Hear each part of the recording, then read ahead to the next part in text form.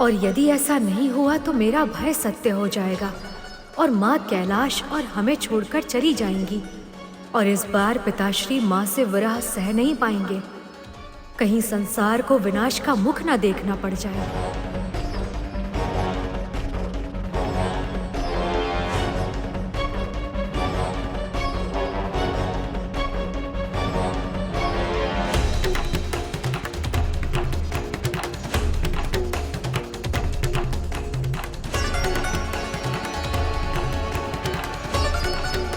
क्या हुआ पार्वती? किसी बात से क्रोधित हैं आप? नहीं प्रभु। तो मुझसे कुछ ऐसा हुआ है जिससे आपका मन अशांत? नहीं प्रभु। तो फिर क्या कारण है? बहुत समय से हम भ्रमण पर नहीं गए, क्या इससे शुद्ध हैं आप? ऐसा कुछ नहीं है प्रभु। आपसे या इस कैलाश में किसी और से कोई भूल नहीं हुई है। पार्वती,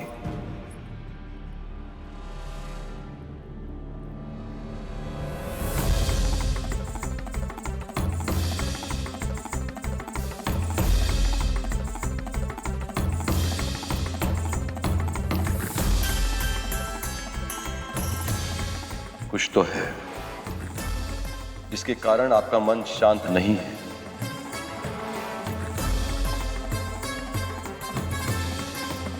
हम पति पत्नी हैं प्रिय। किसी रहस्य के कारण हमारे बीच दूरी उत्पन्न हो, यह उचित नहीं है। आपके हृदय में जो भी है उसे बांटिए प्रिय। अपनी पत्नी का हृदय जानने का अधिकार मत छीनिए मुझसे। मैं कौन हूं स्वामी?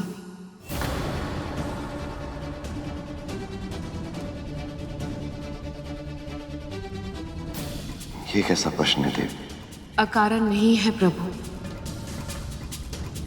उत्तर दीजिए।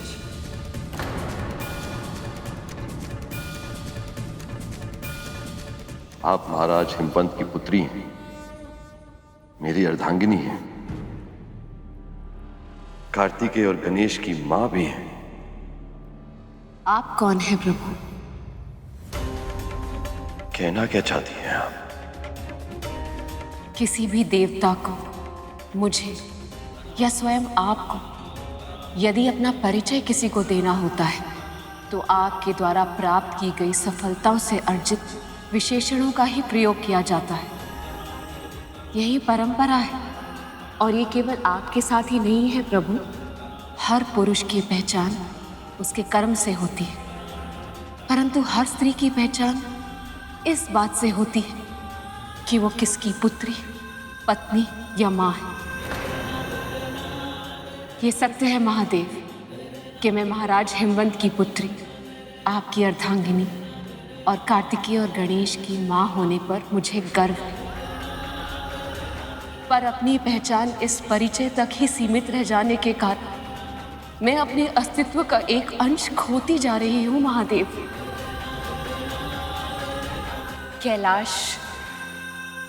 कैलाश मेरा घर है महादेव। इसे सजाने और संवारने में मुझे बहुत आनंद मिलता है,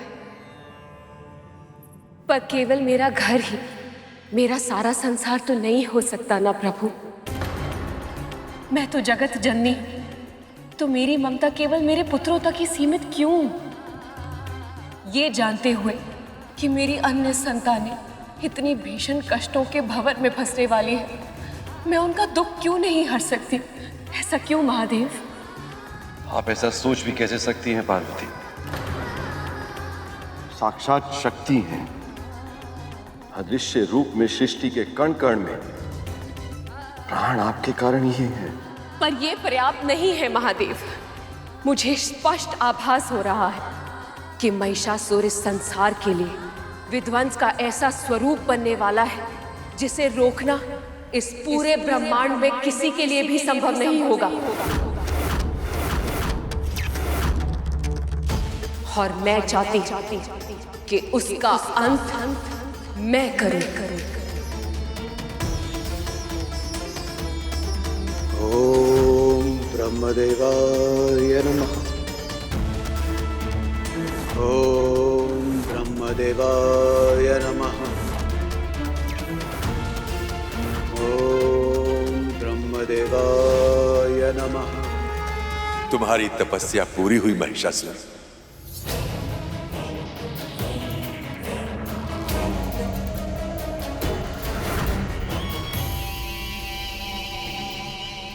राम ब्रह्मदेव। मैं प्रसन्न। वर मांगो।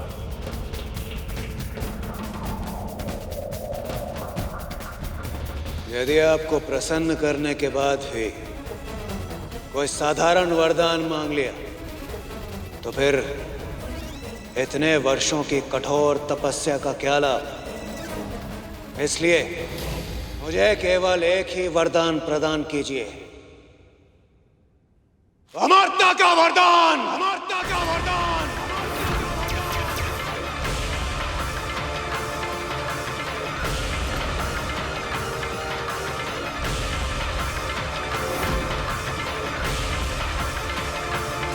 स्पष्ट कहिए पार्वती, क्या करना चाहती हैं आप?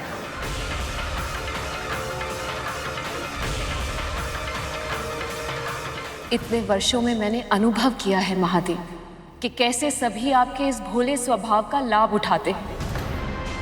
विशेष रूप से ये दुष्ट असुर भक्ति का मार्ग केवल एक ही लक्ष्य, एक ही कारण की वजह से अपनाते हैं, ताकि उन्हें अमृतत्व और असीम शक्ति का वरदान प्राप्त हो।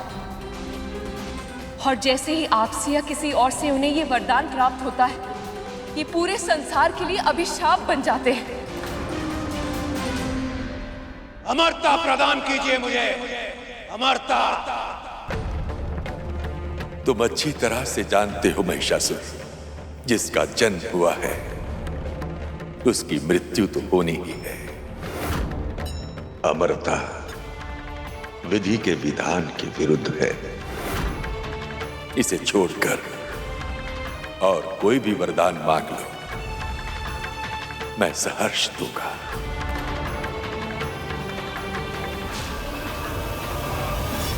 तो फिर उचित है, मुझे यह वरदान दीजिए कि कोई भी देवता, यक्ष, गंधर्व, किन्नर, कोई भी पशु पक्षी, किसी भी प्रजाति का कोई भी पुरुष मेरा वध न कर सके। और जहां तक स्त्री का प्रश्न उठता है, स्त्री तो मात्र स्त्री होती है। उसके जन्म का तो एकमात्र उद्देश्य होता है पुरुष की चाकरी करना। पुरुष स्वामी होता है और स्त्री मात्र दासी। भला एक अबला और दुर्बल स्त्री मेरा क्या बिगाड़ सकती है? कुछ भी नहीं बिगाड़ सकती। महिषासुर का कुछ नहीं बिगाड़ सकती। तथास्तु, तथास्तु, तथास्तु।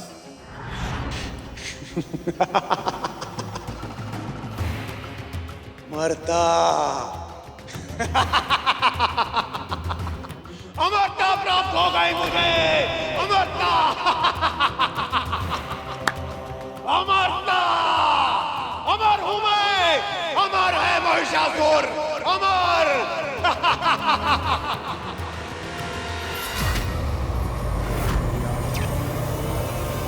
ऐसा नहीं है प्रभु कि एक पिता होने के नाते आप उन्हें चेतावनी नहीं देते, परंतु आपके दिए हुए सुझाव को अनसुना करके अति की उद्दंडता करते हैं।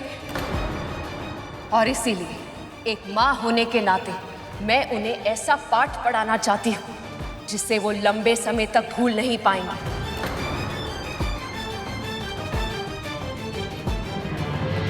परंतु महादेव, ये कैलाश में रहकर संभव नहीं हो पाएगा।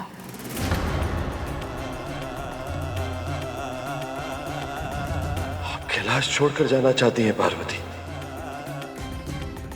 मुझे छोड़कर मुझसे दूर जाना चाहती हैं आप? ऐसा मत कहिए महादेव। यदि आप ही ऐसी प्रतिक्रिया देंगे तो कार्तिकी और गणेश को कैसे संभालेंगे? मेरी संतान की चिंता है आपको देवी, मेरी नहीं। तो जानती हैं, जब आप मुझसे दूर थी तो एक एक श्वास लेना कितना कठिन था मेरे लिए। आपके बिना मैं अधूरा हूं पार्वती। कि मैं शरीर हूं तो मेरी आत्मा आप है।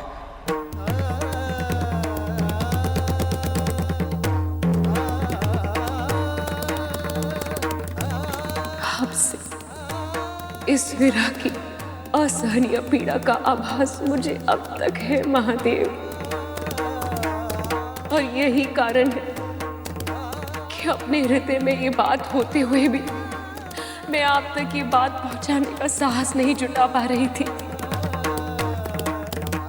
पर सत्य ये है कि संसार के लिए सक्रिय रूप से कुछ करना मेरे लिए बहुत आवश्यक हो गया। इतना आवश्यक कि यदि मैंने शीघ्र ही कुछ नहीं किया तो मेरे लिए श्वास लेना भी असंभव हो जाएगा।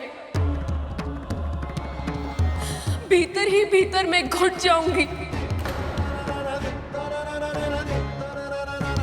और इसलिए महादेव, आपको मेरा साथ देना ही होगा।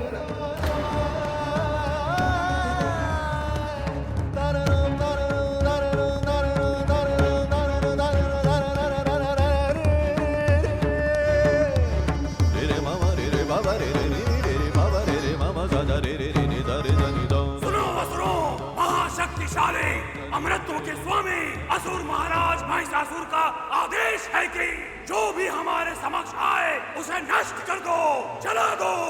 बालकों और पुरुषों के प्राण ले लो, महिलाओं को बंदी बना लो, तीनों लोकों में ऐसा विध्वंस मचा दो त्रिलोक त्राहि त्राहि कर उठे। आक्रमण!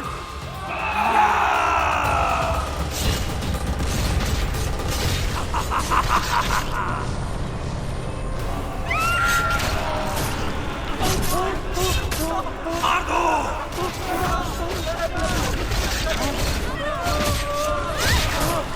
महिलाओं को उठा लो!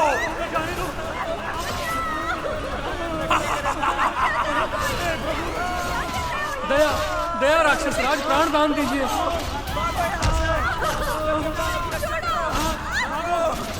अपने अपने प्राणों की रक्षा करो।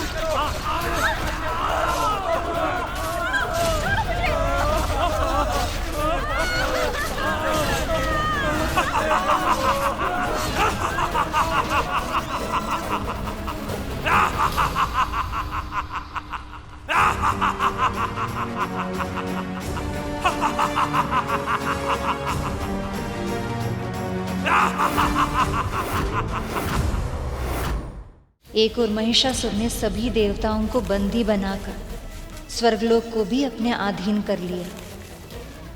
अब मैं हूं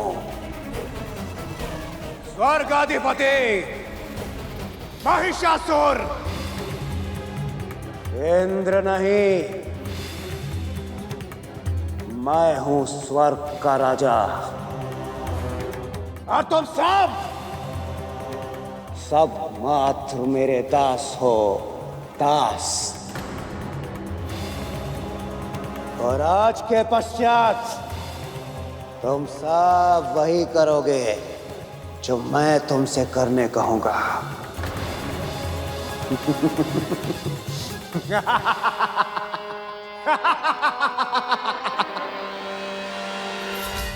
हम युद्ध में पराजित हुए महिषासुर, तुम्हारे बंदी हैं, दास नहीं।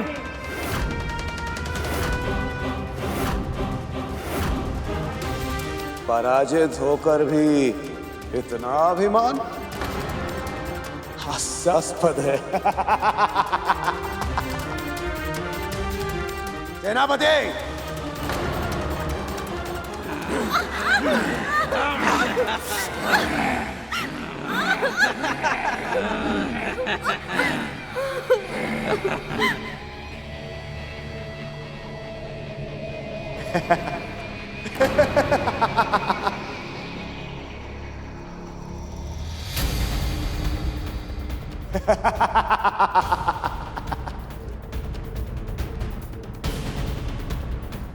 आरंभ करो।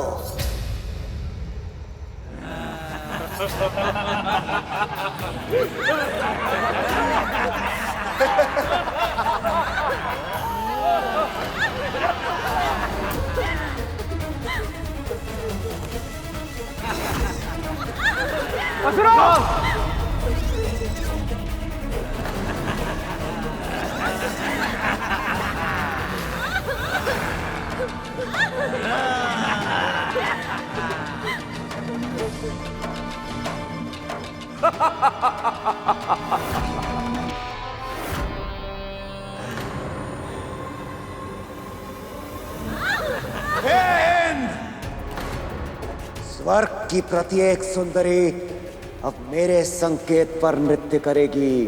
मेरे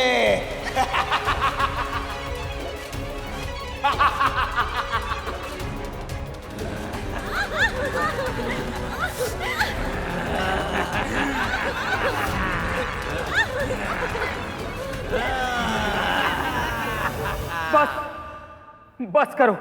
इन स्त्रियों के साथ अभद्र व्यवहार करना बंद करो। हम तुम्हारे दास बनने के लिए तैयार हैं महिषासुर। हाँ? तुम जो कहोगे, जैसा कहोगे, वैसा ही करेंगे हम। अब आए ना तुम मार्ग पर।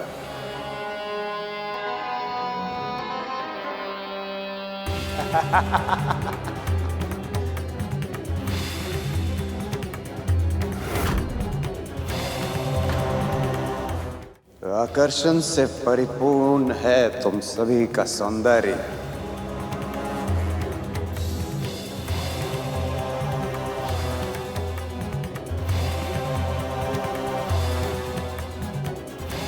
ऐसे पंक्ति में मत खड़ी रहो, आगे बढ़ो। महाराज महिषासुर निकट से देखेंगे तभी तो सर्वश्रेष्ठ सुंदरी का चुनाव कर पाएंगे।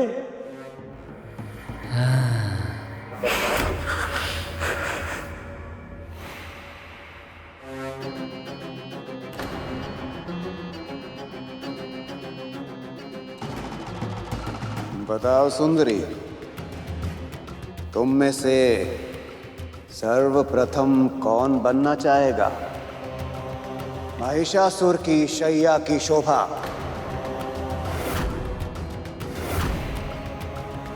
हाँ?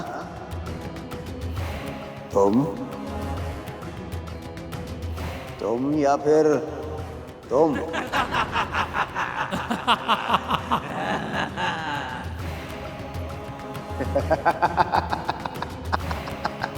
अधम, नीच, स्त्री की अस्मिता के साथ खिलवाड़ करना चाहता है? तुझे इसका दंड अवश्य मिलेगा।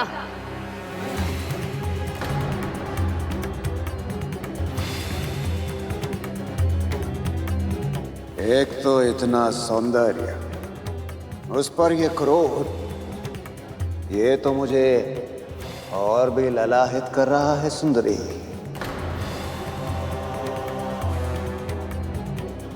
तो अब जब तुमने दंड की चर्चा कर ही ली है तो दंड तो मिलना ही चाहिए, क्यों?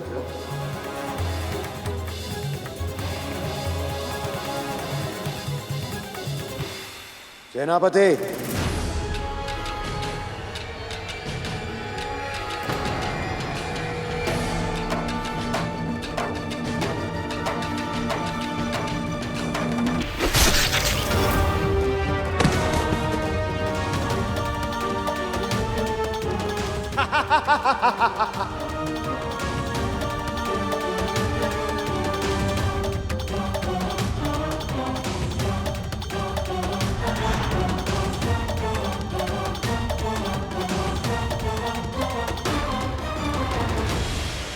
स्त्रियों के प्रति महिषासुर का व्यवहार इतना भयानक था कि आज भी जो स्त्रियों के साथ दुर्व्यवहार करता है उन्हें महिषासुर के नाम से पुकारा जाता है।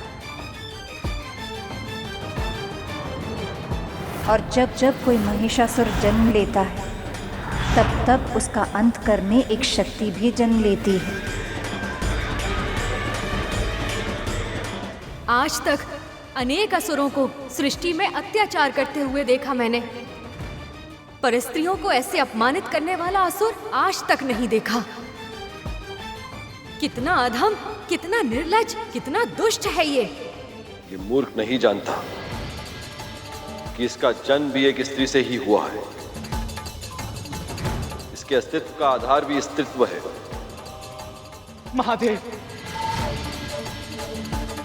सहायता कीजिए महादेव। उस असुर ने सचमुच ऐसा वरदान प्राप्त कर लिया है कि कोई उसका वध कर ही नहीं सकता। महादेव, कोई पुरुष उसका वध नहीं कर सकता, परंतु एक स्त्री तो उसका वध कर सकती है देवराज।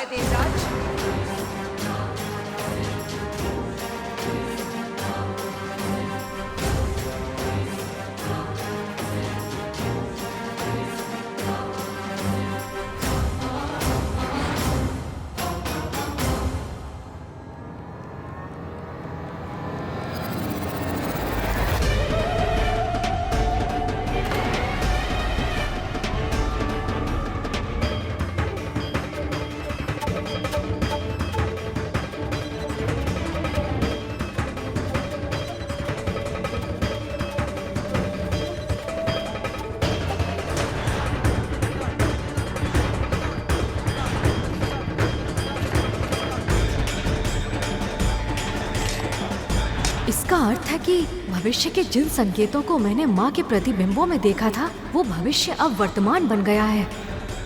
तो क्या अब महिषासुर का वध करने के लिए माँ मुझको, कैलाश को और पिताश्री को छोड़कर चली जाएंगी?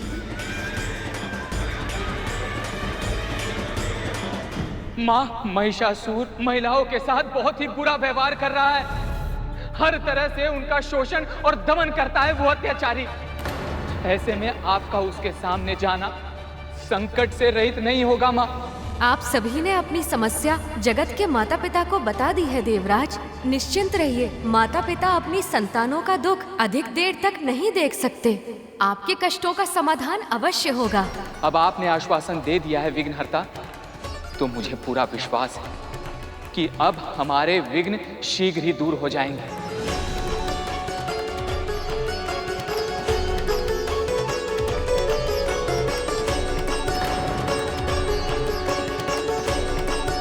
माँ और पिताश्री के बीच में इस प्रकार का तनाव किसी अनहोनी का संकेत तो नहीं?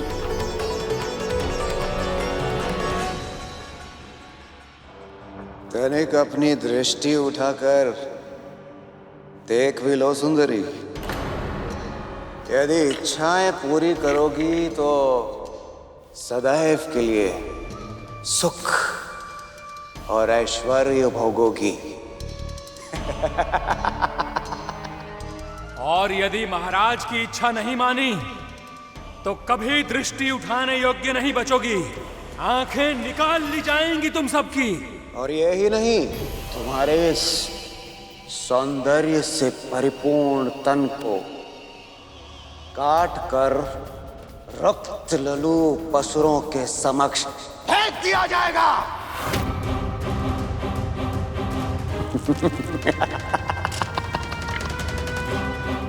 इसलिए सुंदरियों, यदि अपने भविष्य की चिंता है तो आओ, आकर बैठ जाओ हमारी जंघा पर।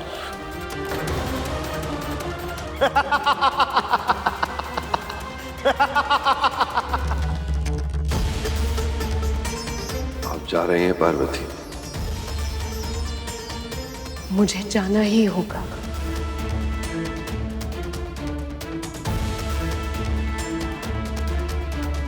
आप अपना ध्यान रखेंगे ना? रखना ही होगा।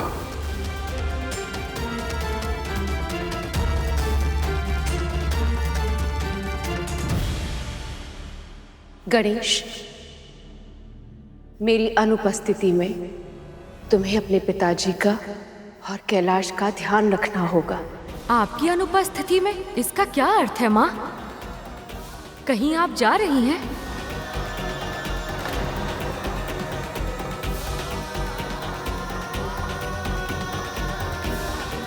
क्षमा करना पुत्र, किंतु तेरे इस प्रश्न का उत्तर मैं अभी नहीं दे पाऊंगी।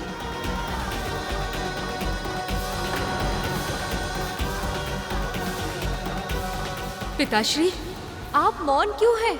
कुछ तो कहिए। माँ कहाँ जा रही हैं? आप रोक क्यों नहीं रहे इन्हें? पिताश्री।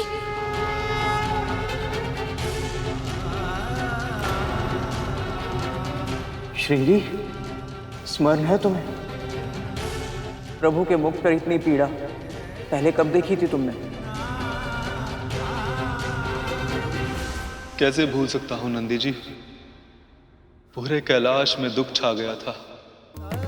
कैलाश का प्रकाश कहीं खो गया था जब प्रभु और हम सबको छोड़कर मां सती चली गई थी। पिताश्री आज भी उतनी ही पीड़ा का अनुभव कर रहे हैं जितनी तब। नहीं, मैं ऐसा नहीं होने दूंगा। माँ!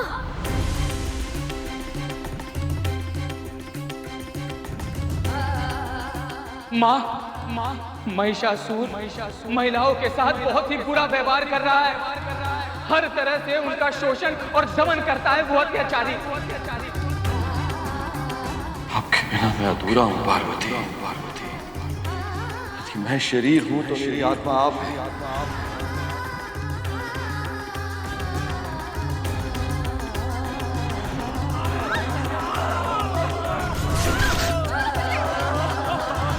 माता पिता अपनी संतानों का दुख अधिक देर तक नहीं देख सकते। आपके कष्टों का समाधान अवश्य होगा।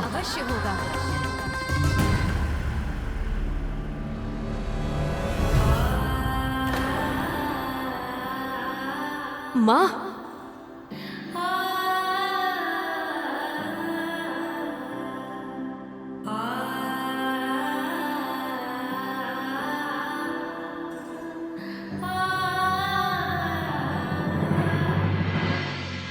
वापस लौट जाओ गणेश। आपके बिना ऐसा कैसे संभव है माँ? यदि आप कैलाश नहीं चलेंगी तो मैं भी नहीं जाऊंगा। आप जहाँ रहेंगी अब से मैं भी वहाँ रहूंगा। तुम ऐसा कुछ नहीं करोगे पुत्र।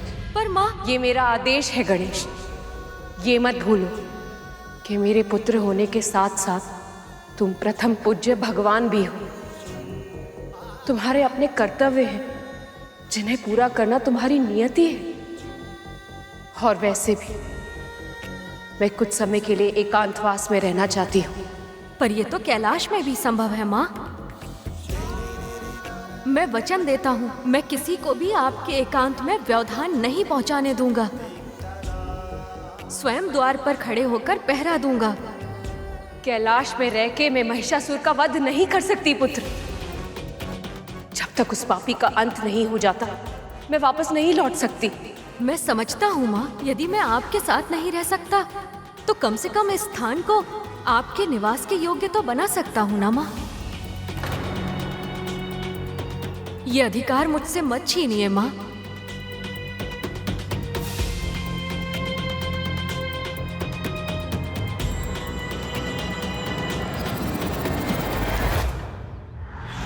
देवी पार्वती अपनी संतानों की रक्षा करने के लिए कैलाश छोड़कर तो आ गई थी, किंतु हर स्त्री की तरह अपना घर छोड़ना उनके लिए इतना सरल नहीं था। महादेव की चिंता उनके हृदय को व्यतीत कर रही थी। फिर भी अपने कर्तव्य के प्रति समर्पित होने के कारण एक ओर देवी पार्वती समाधि के लिए बैठने वाली थी और दूसरी ओर महादेव का मन तपस्या से उचटने लगा था।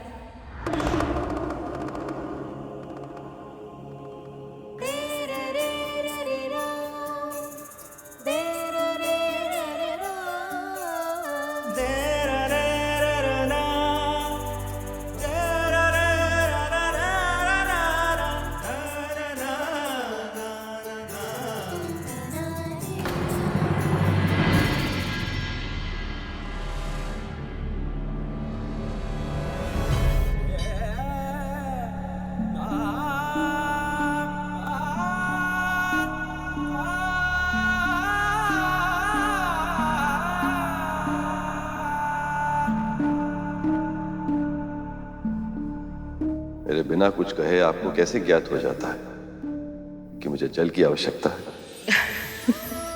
आप भूल रहे हैं महादेव, मैं आपके भीतर ही तो वास करती हूँ। तो फिर जो आपके मन में है उससे अछूती कैसे रह सकती हूँ? जो आपका सुख है वही मेरा सुख है, जो आपकी आवश्यकता है वही मेरी भी।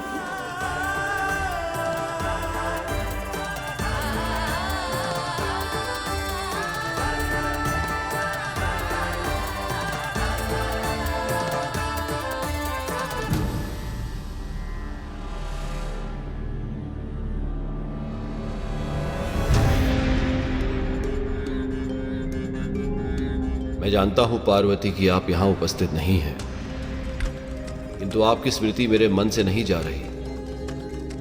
आपके बिना आपका शिव शक्तिहीन है।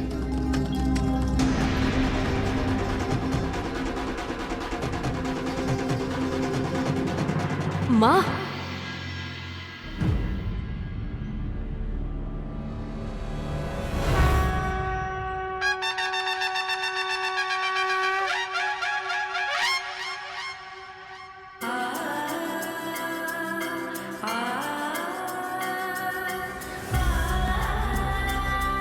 गणेश, तुमने तो इस निर्जन स्थान को मनोरम आश्रम बना दिया।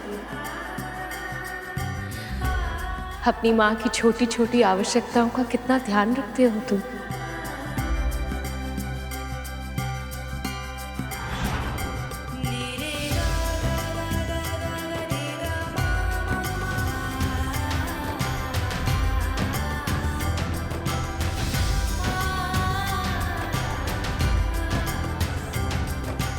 गणेश, ये अपने पिताजी को दे देना। पर ये तो वो समझ जाएंगे।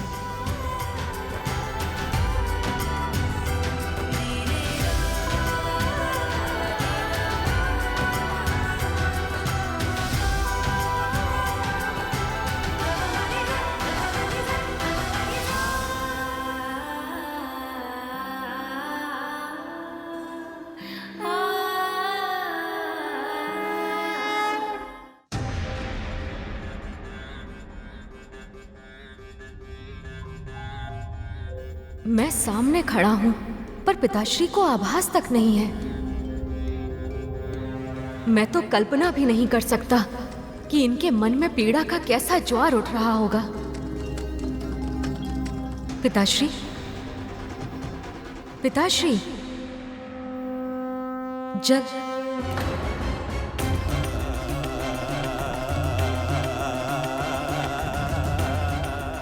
मैं कैसे पता चला गणेश कि मुझे जल की आवश्यकता है? माँ ने कहा था आप समझ जाएंगे।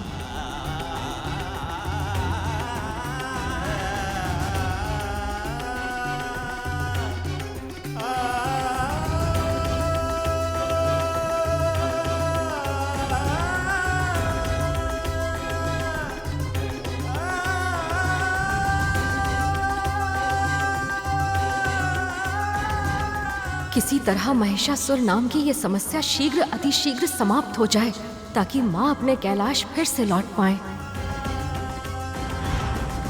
पर समस्या समाप्त होने के स्थान पर और अधिक बढ़ गई थी। महिषासुर को यह सूचना मिल गई थी कि इंद्र और अन्य देवता असुरों से छिपकर कैलाश गए थे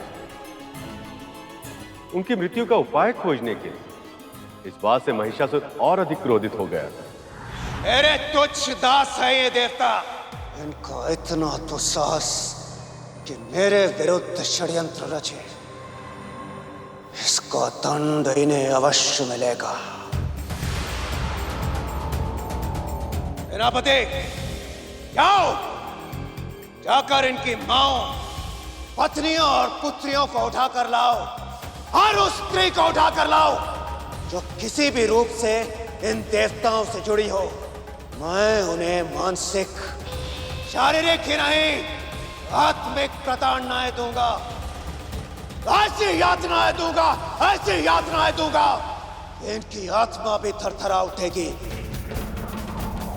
सेनापति, सर्वप्रथम उस इंद्र की पत्नी इंद्राणी शची को उठाकर लाओ।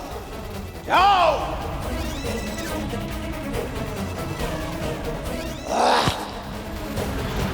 इंद्ररण्य देवता स्त्रियों के प्रति महिषासुर का इतना घिनौना, इतना नीच व्यवहार सहन नहीं कर पा रहे, और एक बार फिर देवताओं और महिषासुर में युद्ध छिड़ गया।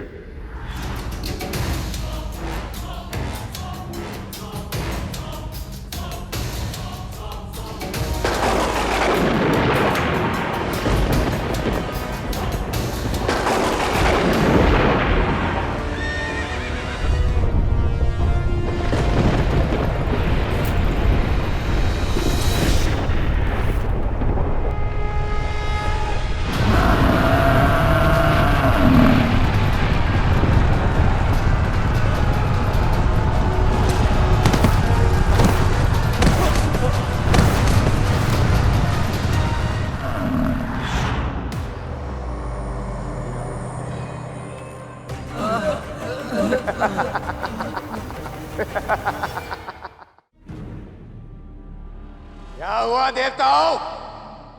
बस इतना ही पराक्रम है तुम में? अंत कर दो इन सबका, समूल रूप से नष्ट कर दो, जिससे ये तुच्छ देवता पुनः किसी असुर पर आक्रमण न कर सके। आओ!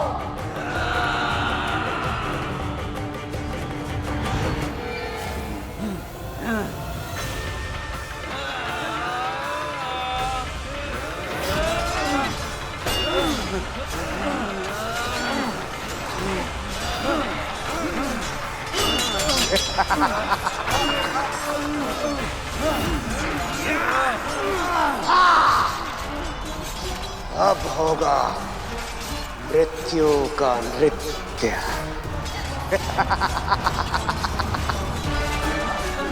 सहायता नारायण, रक्षा प्रभु, रक्षा। त्राहिमाम प्रभु, त्राहिमाम, रक्षा कीजिए प्रभु, रक्षा कीजिए, रक्षा कीजिए। ध्वस्त कर दो इन्हें, काट दो सभी को।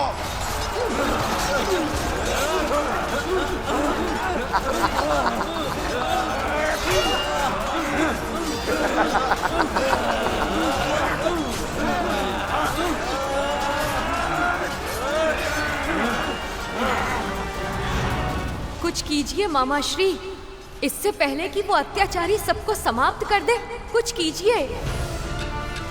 जैसे ही उस राक्षस ने जन्म लिया था, कैलाश में अनिष्ट के संकेत दिखने आरंभ हो गए थे, और अब पहली बार माँ और पिताश्री भी एक दूसरे से दूर हो गए हैं। सत्य तो ये है कि जितना शीघ्र महिषासुर का अंत होगा, उतना ही शीघ्र सब फिर से पहले की तरह सामान्य हो पाएगा। इसलिए मैं आपसे विनती करने आया हूँ मामा श्री।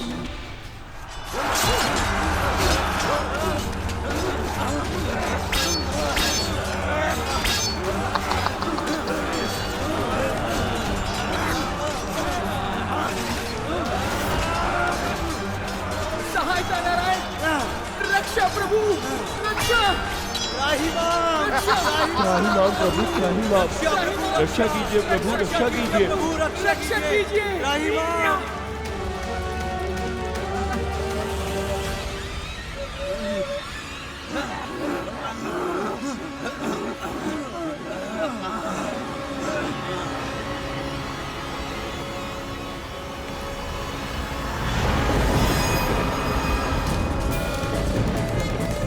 महिषासुर, अब तुम्हारे पापों की अति हो चुकी है, अब तुम्हारा अंत निकट है।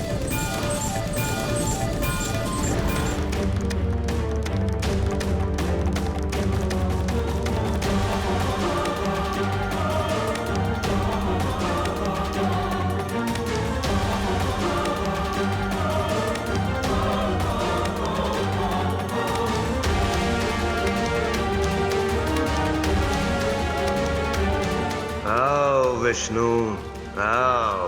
इन तुच्छ देवताओं की तरह तुम भी मेरा कुछ नहीं बिगाड़ पाओगे, क्योंकि मैं अमर हूं।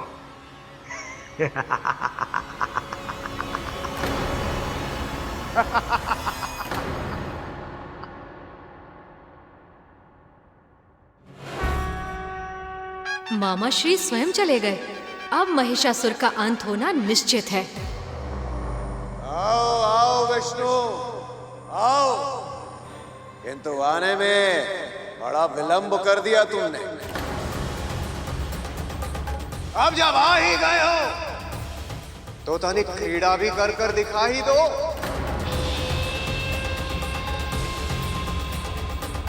किंतु हाँ, अपना सबसे सर्वश्रेष्ठ, सबसे शक्तिशाली अस्त्र का ही प्रयोग करना, और स्मरण रखना तुम्हारे कोई अस्त्र काम नहीं आएंगे, सारे के सारे व्यर्थ हैं।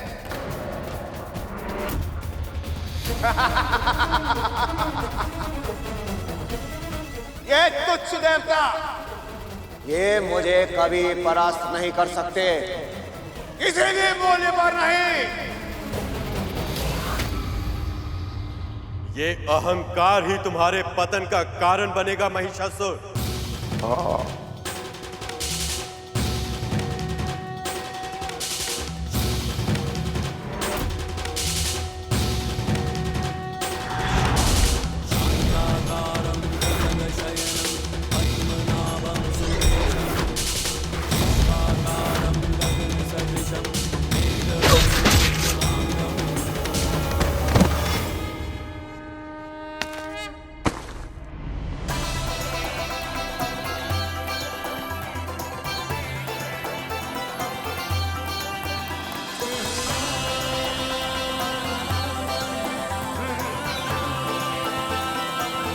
सृष्टि संचालक, धर्म रक्षक श्री नारायण की जय, श्री नारायण की जय, श्री नारायण की जय। महिषासुर का अंत हो गया। अब माँ शीघ्र ही कैलाश लौटेंगी।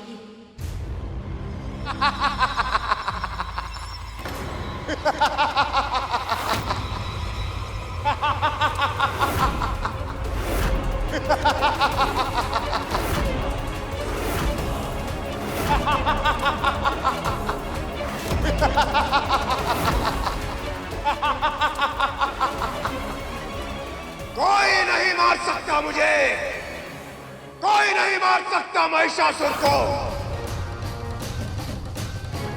तुम विष्णु, तुम भी नहीं मार सकते मुझे।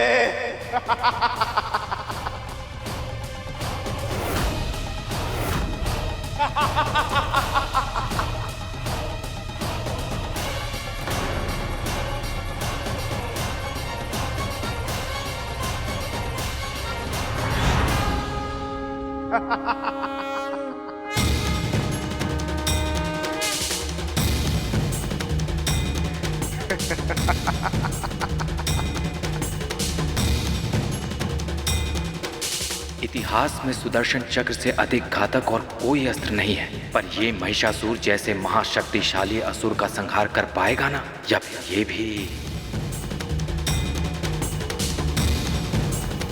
हे विष्णु, जो आज तक नहीं हुआ वो अब होगा।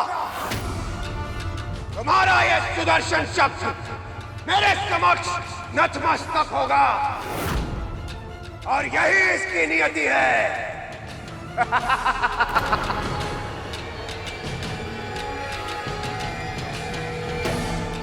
दम की अति से अपनी सहज बुद्धि भी खो चुके हो तुम।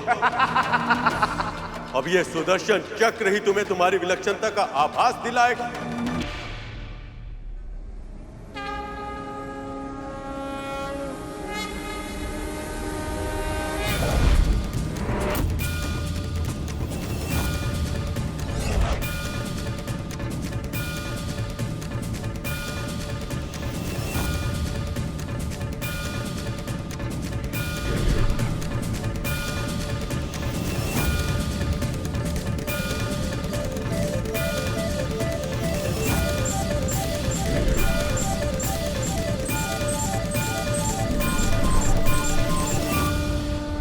रुक जाइए सखा।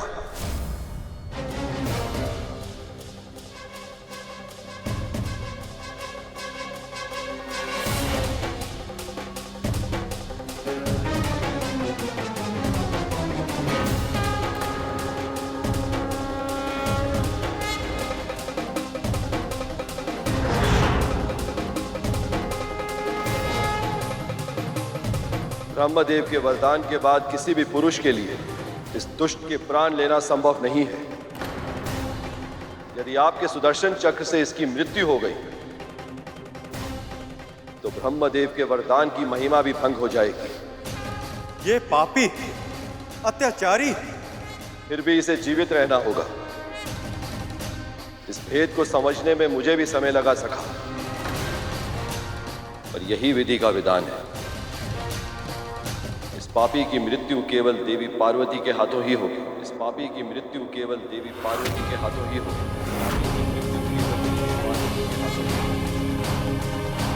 आप निश्चिंत रहें। ये संकल्प देवी पार्वती पहले ही ले चुकी हैं और इस उद्देश्य को पूर्ण करने के लिए वो जल्द ही नया अवतार भी लेंगे।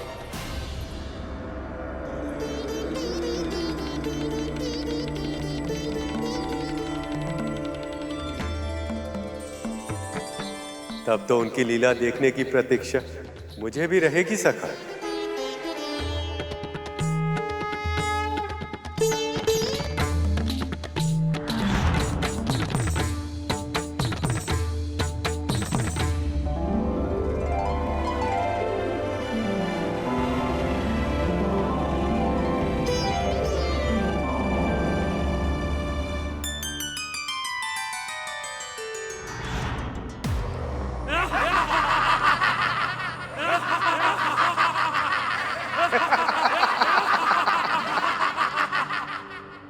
केवल चक्र ही नहीं, इस चक्र का स्वामी और ये तुच्छ देवता सभी भाग खड़े हुए।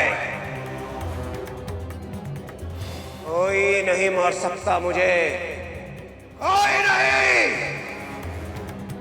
मैं ही हूं सर्वशक्तिशाली त्रिलोक विजेता महिषासुर।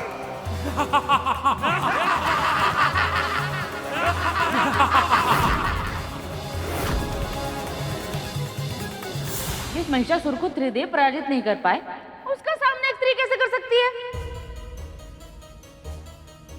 देवी पार्वती केवल एक स्त्री ही नहीं, एक मां भी थी। और एक मां अपनी संतान की रक्षा करने के लिए कुछ भी कर सकती है।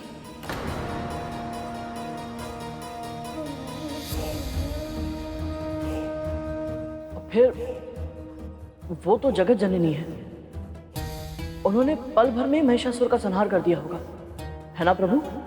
जो सरल दिखता है वो करने में भी सरल हो, ये आवश्यक नहीं है सुपन।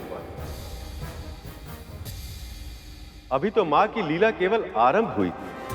उनका उद्देश्य केवल एक राक्षस को मारना नहीं था, बल्कि उस विचारधारा का संहार करना था जो स्त्रियों को निर्बल और अक्षम समझती है।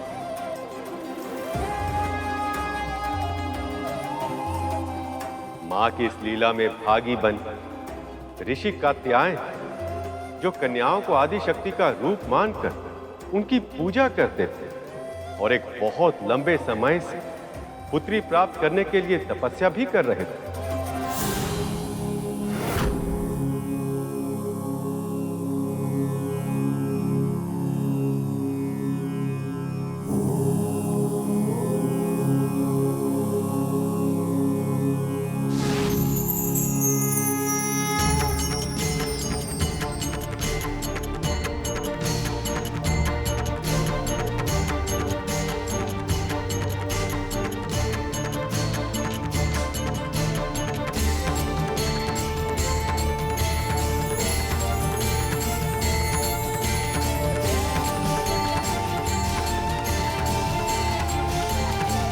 आपकी तपस्या पूरी हुई ऋषिवर। मैं आपकी भक्ति से प्रसन्न हूं। वरदान मांगिए। मां, वर्षों से मैंने एक ही स्वप्न देखा है, आपको पुत्री के रूप में पाने का स्वप्न, आपको पुत्री के रूप में दुलार करने का स्वप्न। मां, पुत्री के रूप में मेरे यहां अवतार लीजिए और कन्या के रूप में स्त्री शक्ति के सामर्थ्य को इस संसार के सामने उजागर कीजिए माँ। तथास्तु।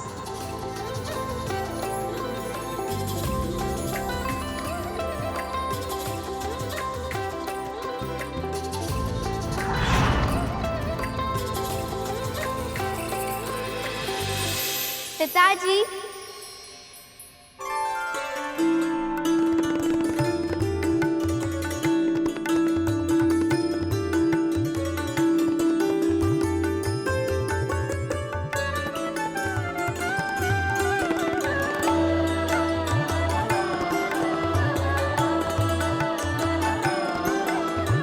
प्रणाम पिताजी।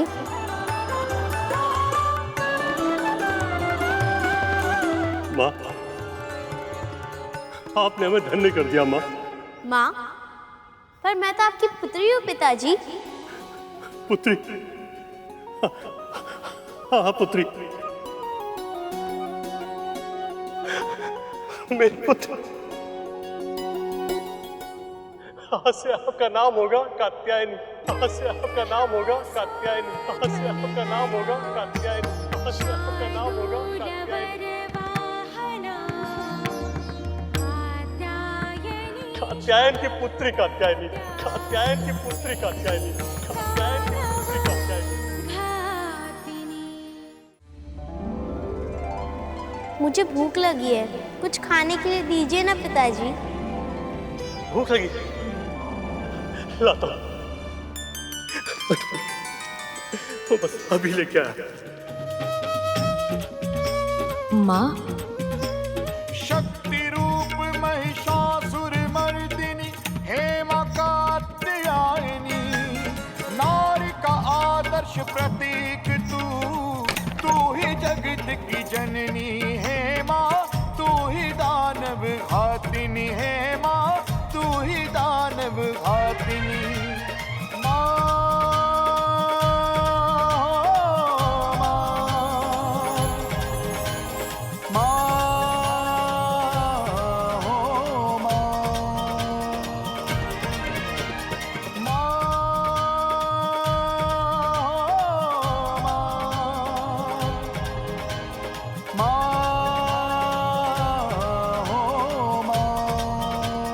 आपका धन्यवाद देवी। यदि आप और मैं एक दूसरे से दूर नहीं होते तो मैं आपके इतने मनोहरी स्वरूप का दर्शन कैसे कर पाता।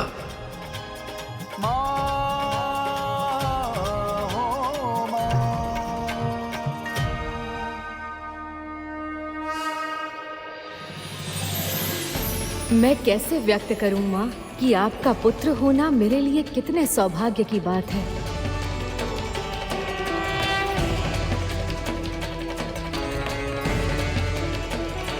आपके इस रूप के दर्शन करके मैं धन्य हो गया माँ। अब सृष्टि के कल्याण का समय निकट आ रहा है। अब शीघ्र ही महिषासुर का अंत होगा। जाने दो मुझे, छोड़ो। ये पाप मत करो दुष्टों। चलो सुंदरी। देवराज इंद्र की पत्नी हूँ मैं, मुझे दूषित करने की चेष्टा मत करो।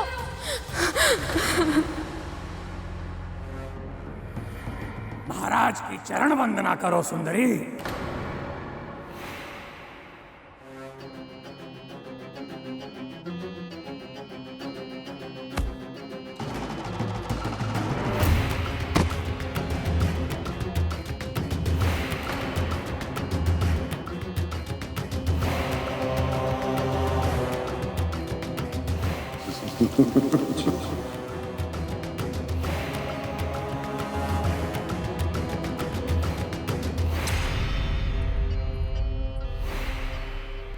इसका कोई प्रलोभन नहीं। मेरे निकट आओ शची, निकट आओ मेरे। नहीं नहीं, मुझे मत छूना, मैं एक पतिव्रता स्त्री हूँ।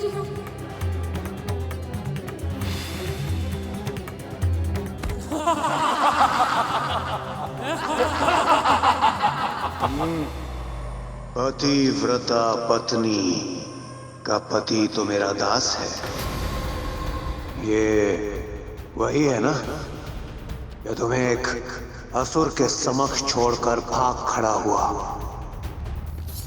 मुझे स्वीकार कर लो और बन जाओ असुरों की पटरानी। भूल जाओ उस भगोड़े इंद्र को। कदाचित जीवन का आनंद तो भोग विलास में है।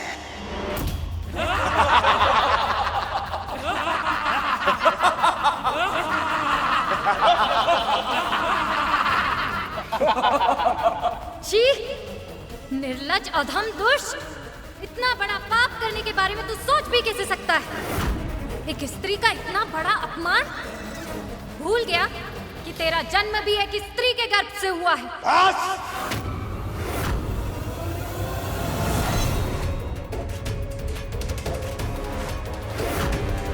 सृष्टि के सर्वश्रेष्ठ योद्धा के समक्ष ऐसा अनर्गल प्रलाप उचित नहीं। तो मैं तुम्हें ज्ञात कराऊंगा क्या है महिषासुर।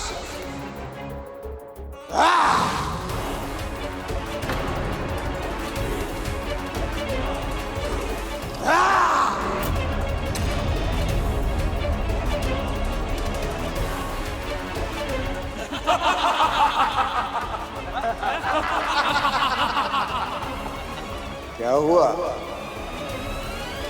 भयभीत हो गई? यही तो है तुम जैसी स्त्रियों की वास्तविकता। बड़े बड़े प्रवचन देती हो, आदर्शों के पाठ पढ़ाती हो, किंतु जब शक्ति और शस्त्र के समक्ष होती हो तो भयभीत हो जाती हो। तुच्छ अबला दुर्बल नारी। स्मरण रहे, महिषासुर की दया का सागर इतना गहरा नहीं कि तुम असुरों की पटरानी बनने के प्रस्ताव को बार बार ठुकराती रहो और मैं तुम्हें क्षमा कर दूं। अब मेरी ये तलवार तुम्हें रक्त स्नान करवाएगी।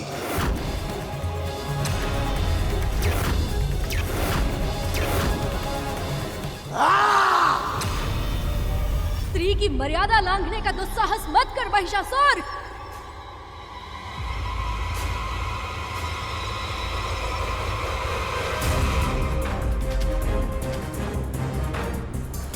तुझे क्या लगता है दुष्ट कि तुझे कोई पराजित नहीं कर सकता? स्त्री को अबला समझता है तू? मूर्ख! एक स्त्री ही तेरी मृत्यु का कारण बनेगी। वरदान के कारण कोई पुरुष तुझे हानि नहीं पहुंचा सकता, पर तुझे मारने वाली कन्या जन्म ले चुकी है। महिषासुर और अन्य असुरों को चेतावनी देने के बाद उन्होंने स्त्रियों के साथ दुर्व्यवहार करना नहीं छोड़ा। उधर दूसरी ओर देवी पार्वती कात्यायनी रूप में अवतार लेने के बाद उस लीला में इस तरह लीन हो गई थी जैसे वो अपने अवतार का वास्तविक उद्देश्य ही भूल गई।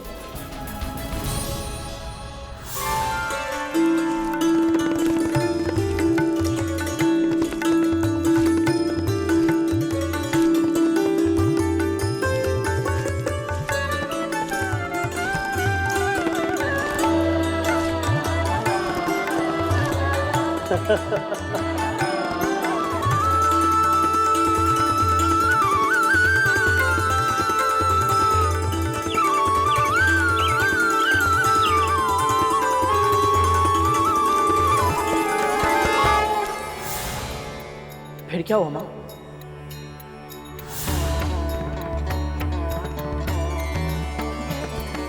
ये तो केवल देवी की ही लीला है।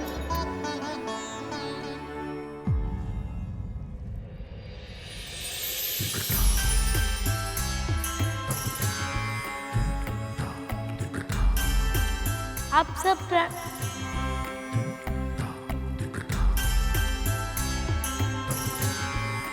ये कहाँ भाग गई?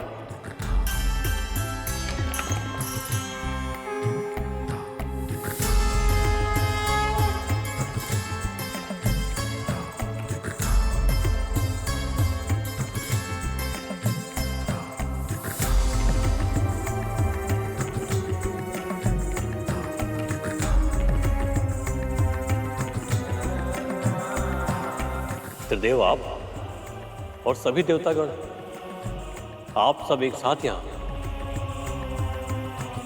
बताइए आपकी क्या सेवा कर सकता हूं मैं? आपको नहीं, सेवा आपकी पुत्री को करनी होगी, संसार की सेवा। महिषासुर का वध केवल वही कर सकती है, महिषासुर का वध केवल वही कर सकती है, महिषासुर का वध केवल वही कर सकती है।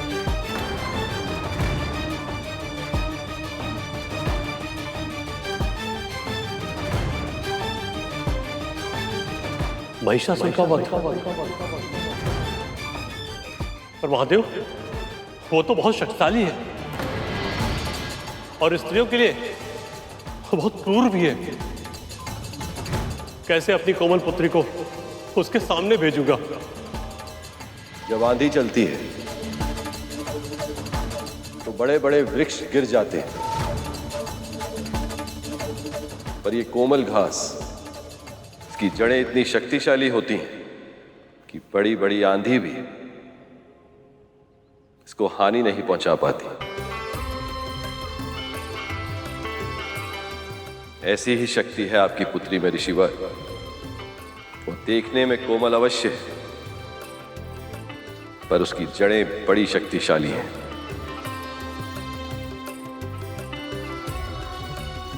इस संसार में केवल वही है जो महिषासुर को पराजित कर सकती है। आपकी पुत्री ऋषिवर कात्यायनी। मेरी पुत्री?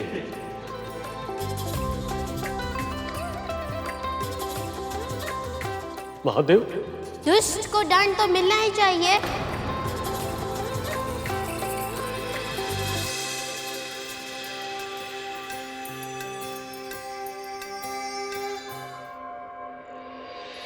शक्ति रूप महिषासुर मर्दिनी हेमा कात्यायनी, नारी का आदर्श प्रतीक तू ही जगत की जननी। पर कैसे पिताजी? पर मैं तो छोटी हूँ ना। आपकी लीला बहुत मनोरम है माँ, पर इस समय आपके संतानों को आपकी बहुत आवश्यकता है। स्त्रियों पर महिषासुर का अत्याचार निरंतर बढ़ता ही जा रहा है, इसलिए दया कीजिए माँ, अपना ये अवतार शीघ्र ही पूर्ण कीजिए।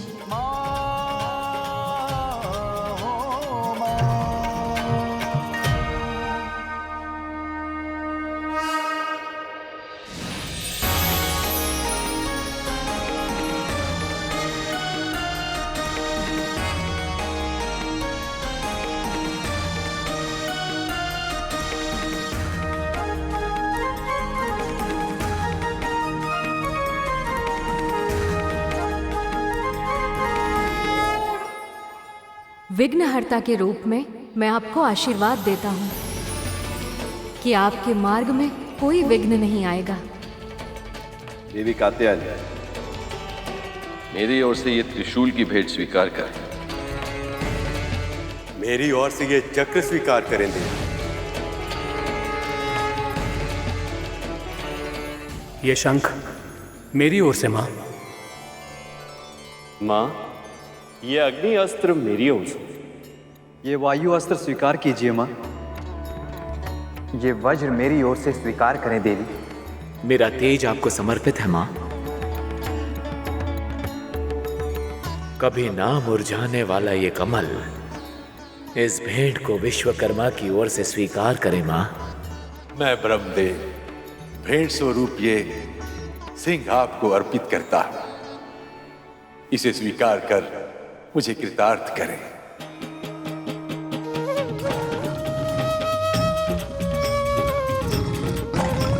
शक्ति रूप महिषासुर मर्दिनी हेमा कात्यायनी, नारी का आदर्श प्रतीक तू ही जगत की जननी है माँ। तू ही दानव घातिनी है माँ, तू ही दानव घातिनी।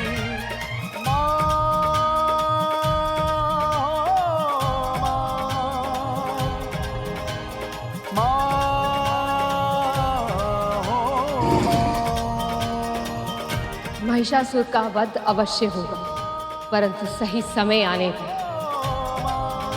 क्योंकि अभी उसके पापों का घड़ा भरने में समय है। और फिर मैं एक माँ भी हूँ, उसका वध करने से पहले उसे अपना व्यवहार सुधारने का एक अवसर अवश्य दूंगी।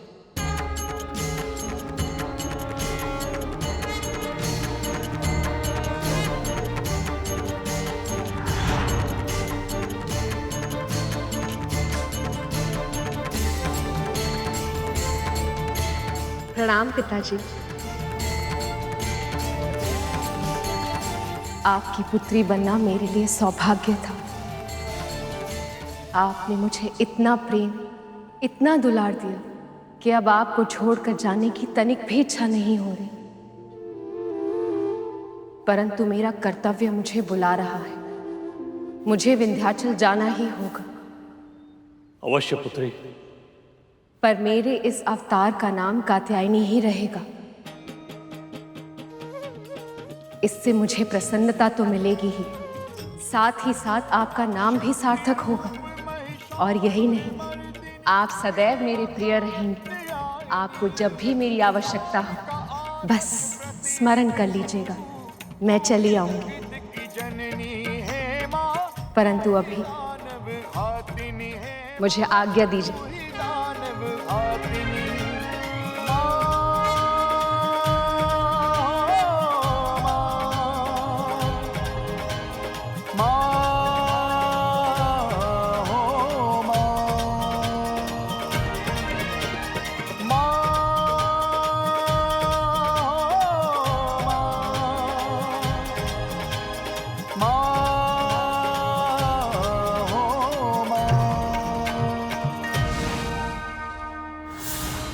और फिर मां कात्यायनी सिंह पर आरूढ़ होकर विंध्याचल चली गई।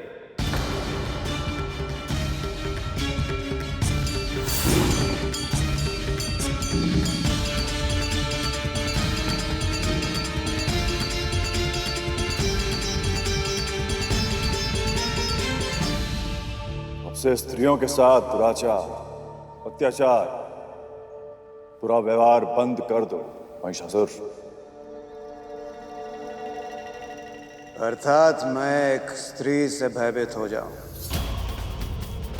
गुरुदेव, कदाचित आप ये भूल रहे हैं, आप ही के मार्गदर्शन में केवल वो तुच्छ देवता ही नहीं, स्वयं नारायण भी मेरा कुछ नहीं बिगाड़ पाए। तो फिर एक दुर्बल अबला नारी। स्त्रियों को अबला समझकर उनका शोषण करना संसार की सबसे बड़ी मूर्खता है असुरराज। स्मरण रखो, नए जीवन को जन्म देने की शक्ति केवल स्त्री के पास होती है, और जो रचना करने में सक्षम है, विनाश भी उसी के संकेतों पर नृत्य करता है। किंतु गुरुदेव, मेरा सजन की गोद में खेलता है विनाश। गुरुदेव,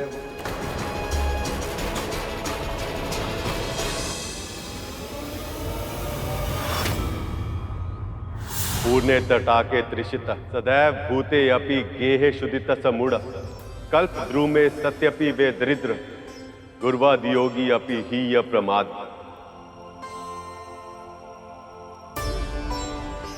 अर्थात जो व्यक्ति गुरु प्राप्त होने के बाद भी अज्ञानी बना रहे, उस ज्ञान के अनुरूप आचरण न करे, तो वो मूर्ख, जल से भरे सरोवर के निकट होते हुए भी प्यासा, घर में अनाज होते हुए भी भूखा, और कल्प वृक्ष के निकट होते हुए भी दरिद्र ही होता। आकाशवाणी और स्वप्न संदेश मिलने के बाद भी, गुरु के मना करने के बाद भी महिषासुर ने स्त्रियों का सम्मान करना नहीं सीखा। जैसे अहंकार ने उसके मन को घेर लिया, सर्व अधिक शक्तिशाली होने के आभास के कारण उसके कान कुछ भी उचित सुनने के लिए तैयार नहीं थे। उसकी समझ में अभिमान का आवरण पड़ गया था। ये सब देखने के बाद त्रिदेवों ने निर्णय किया कि उसके पाप के घड़े को शीघ्र ही भरना होगा, तभी माँ कात्यायनी उसका वध कर पाएगी, और ये सब वही कर सकते थे।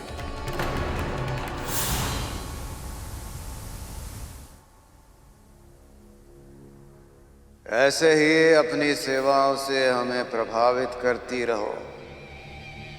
बहुत आनंद आ रहा है।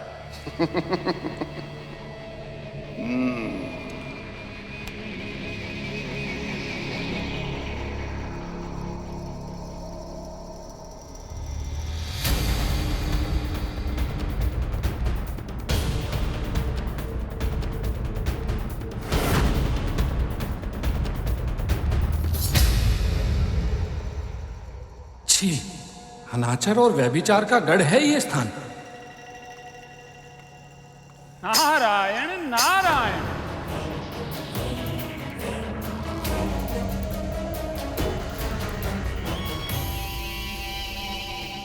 अंततः मेरे इस संतापुर ने आपको भी आकर्षित कर ही लिया। आइए और अनंत भोग विलास का आनंद लीजिए। देवऋषि, तनिक भी संकोच मत कीजिए, मैं किसी को कुछ नहीं बताऊंगा। नारायण नारायण। ऋषि मुनियों को भोग विलास महाराज शोभा नहीं देते। मैं तो यहाँ किसी और ही कार्य से आया था। मुझे ज्ञात है तुम दुर्बल हो, किंतु तनिक अपने इन सुंदर हस्तों को थोड़ा कष्ट भी तो दो। बिना बल के तो अंग मर्दन में भी कोई स्वाद नहीं आता सुंदरी।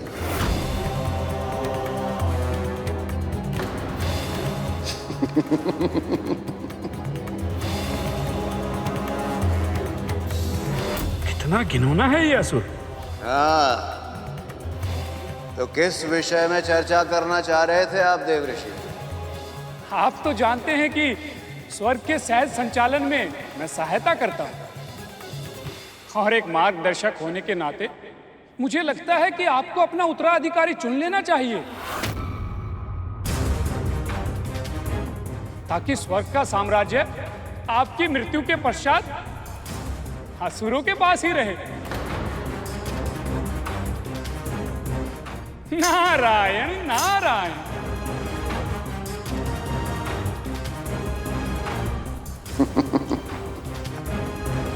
मृत्यु और मेरी त्रिलोक विजेता महिषासुर की मृत्यु, इसका ये अहंकार ही इसके अंत के निकट ले जाएगा। नारायण नारायण। देवऋषि, आप कदाचित ये भूल रहे हैं, आपके नारायण नारायण श्री हरि विष्णु भी मुझे पराजित नहीं कर पाए।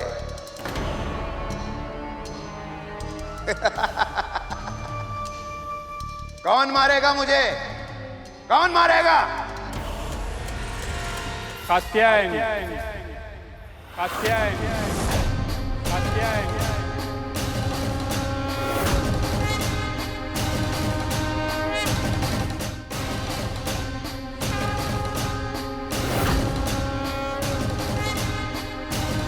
कात्यायनी? कौन है कात्यायनी? उनका परिचय देना तो मेरे लिए भी बहुत कठिन होगा महाराज। स्त्रियों में सर्वश्रेष्ठ, दयालु, बुद्धिमान, उनकी आंखों की ज्योति में स्वयं ज्ञान बसता है। वो जब बोलती हैं, उनकी ध्वनि में संगीत के सातों सुर शोभा पाते हैं। नारायण नारायण।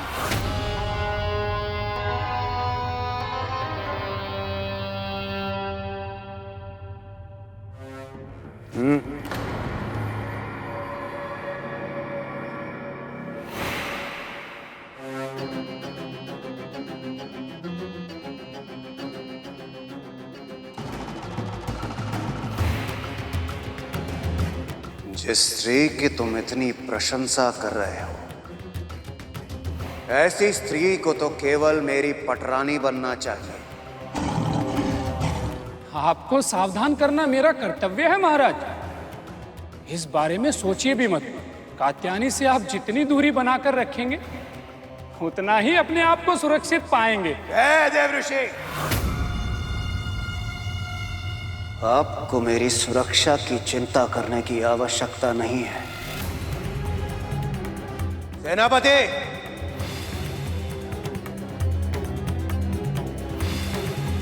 जाओ और उस स्त्री को मेरे समक्ष लेकर आओ। यही तो है मेरी योजना। कैसे भी तुम लोग बस माता के पास पहुंचो। एक बार वो मेरी रानी बन जाए, उसके बाद उसका मुझे मार पाना तो असंभव होगा। वो स्वयं ही मेरी दीर्घायु के लिए जब तक व्रत रखेगी। संसार की सर्वश्रेष्ठ सुंदरी, यही कहा था ना तुमने नारद? उसके सौंदर्य का आंकलन करने के लिए अब मुझसे और प्रतीक्षा नहीं होती। सेनापति, जाओ और अभी इसी क्षण उस स्त्री को मेरे समक्ष लेकर आओ।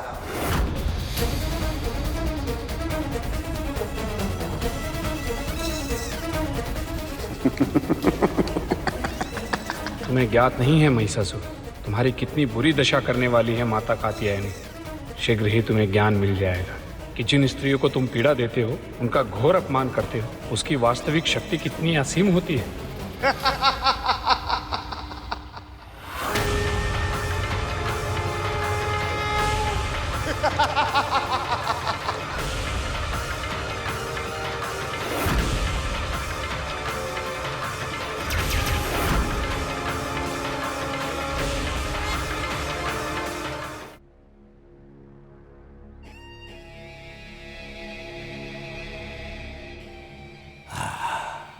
इतनी अच्छी सुगंध।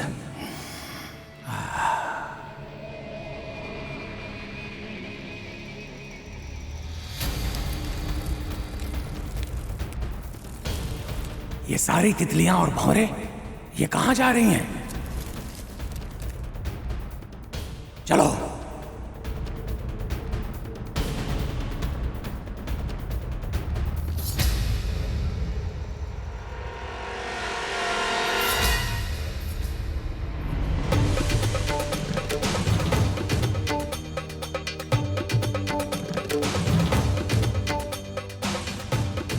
लगता है ये वही मनोहरी स्त्री है जिसके विषय में वो देव ऋषि नारद बोल रहा था।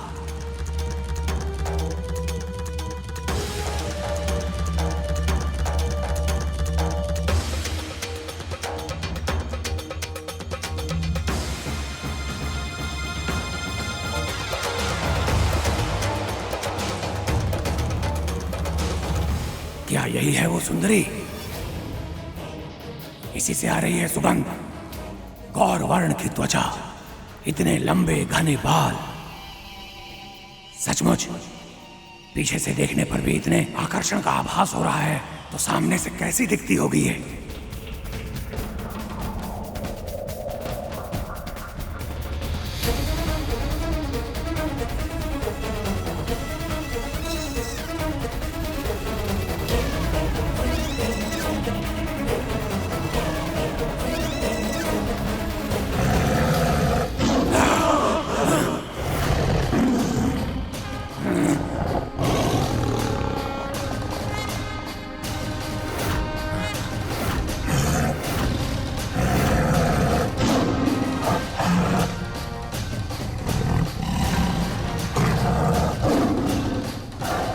सिंह की दहाड़ सुनकर भी इसने अपने बालों में पुष्प गूंथना नहीं छोड़ा।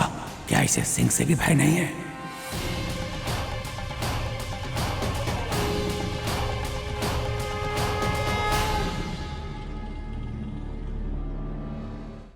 कौन है आप सब?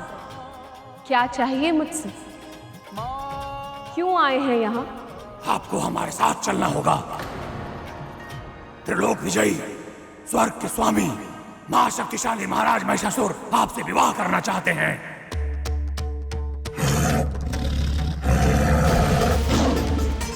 महिषासुर? ये कौन है?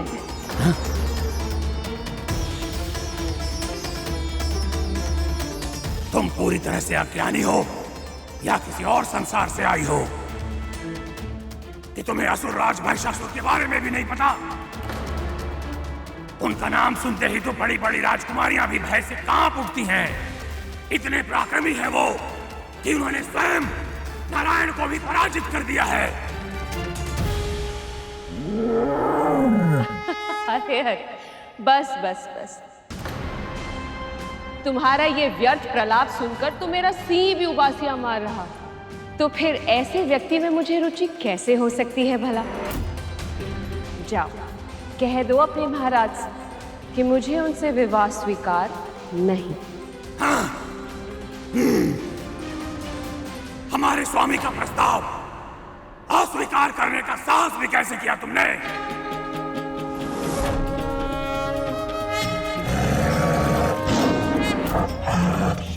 साहस? अरे इसमें साहस का प्रश्न ही नहीं उठता। मुझे रुचि नहीं है तो मैंने ना कह दिया। अब तुम्हारे महाराज ने स्वयं देवराज इंद्र को पराजित किया है या स्वयं नारायण को पराजित किया है, मुझे इससे कोई अंतर नहीं पड़ता। मैं तो उसी से विवाह करूंगी जो मुझे युद्ध में पराजित कर सके। इसीलिए वापस लौट जाओ और कह दो अपने महाराज से कि यदि वो मुझसे विवाह करना चाहते हैं तो यहाँ पधारे और मुझसे युद्ध करें।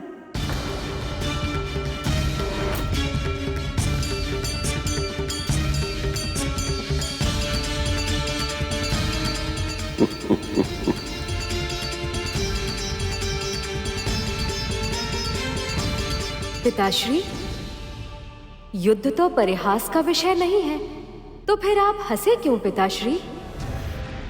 क्योंकि इन असुरों को आभास तक नहीं है कितने अभिमान से ये किससे बात कर रहे हैं। महिषासुर की तरह भी इन्होंने तुम्हारी मां की शक्ति को, नारी की शक्ति को कम आंकने की भूल की है। अब मेरी रुचि तो ये जानने में है कि इनके साथ अब आगे क्या होने वाला है।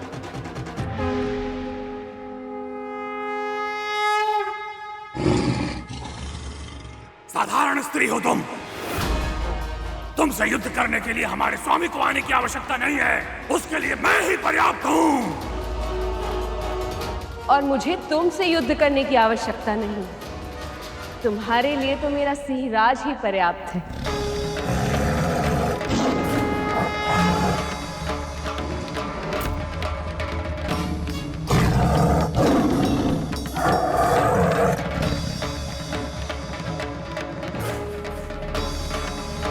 जाओ सिंहराज, जरा अच्छे से पाठ पढ़ाओ।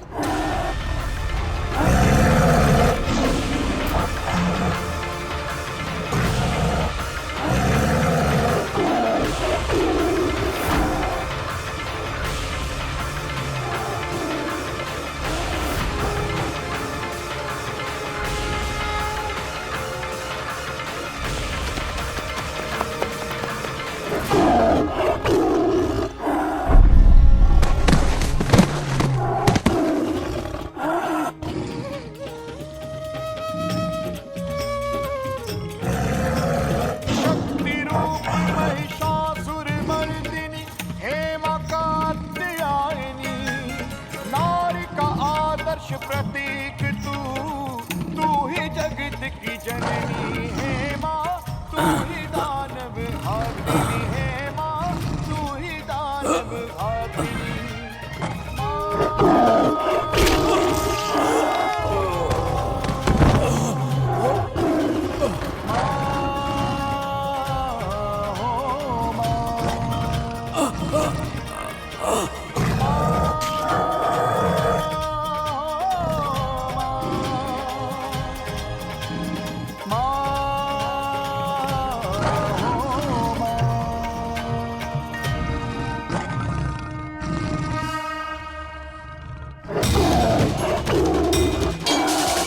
रक्षा कीजिए, रक्षा कीजिए देवी, रक्षा कीजिए देवी, रक्षा कीजिए।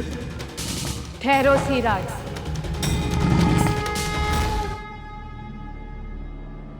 जाओ सैनिक, और ये संदेश पहुंचा दो अपने महाराज को कि यदि वो मुझसे विवाह करना चाहते हैं तो यहाँ आए और मुझसे युद्ध करें।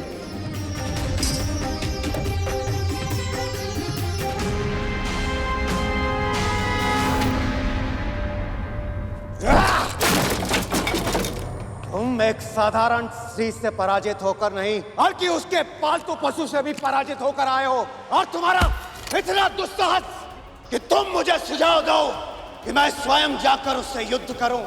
मूर्ख हो तुम। युद्ध अपने समान शक्तिशाली से किया जाता है, ना कि कोई दुर्बल अबला नारी से, और जिसमें इतनी साधारण समझ ना हो वो मेरी सेना में रहने योग्य नहीं।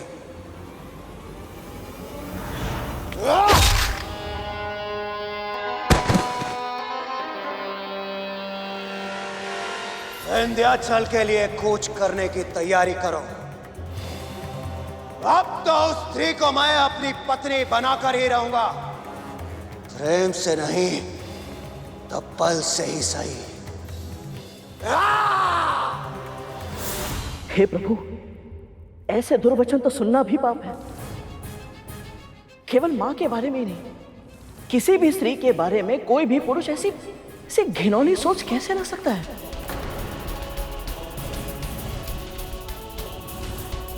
पशु भी एक दूसरे के साथ इससे अच्छा व्यवहार करते हैं। सही कह रहे हैं भैया जी। जब एक गाय गर्भवती होती है तो एक सांड उसके भाग का घास चरना तो दूर की बात, उसे सूंघता भी नहीं है। वो भी एक माँ का सम्मान करना जानता है। पर ये महिषासुर, ये तो पशुओं से भी गया गुजरा है। नीचता की हर हद पार कर दी इसने।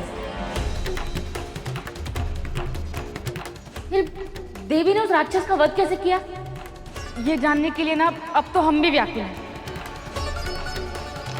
ऐसे महादुष्ट को तो कठोर दंड बिल्कुल मिलना चाहिए। उसका दंड तो ऐसा होना चाहिए कि ऐसा दुष्कर्म करने से पहले उसके मन में विचार बार बार आए, और यदि ऐसा कर्म करने का विचार आए तो दंड के बारे में सोचकर उसका हृदय ऐसे कांप जाए, मां भगवती की कृपा से।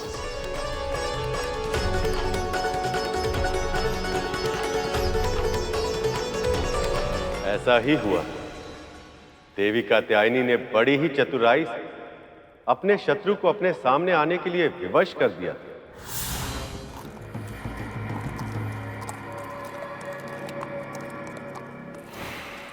पापी का अंत सुनो, पापी का अंत अब। काल आए और इसे दबोच ले। बहुत अभिमान है इस दुष्ट को, बहुत बुरी मृत्यु मिले तुझे। तुम तुच्छ स्त्रियों के लिए मेरे पास कोई समय नहीं, अन्यथा मुझे दुर्वचन कहने वाले इस मुख को काट कर शीश से अलग कर देता। कौन है ये स्त्रियां? महाराज महिषासुर के भोग का साधन थी ये स्त्रियां। अब मान लो कि कंकड़ पत्थर से अधिक और कुछ नहीं है।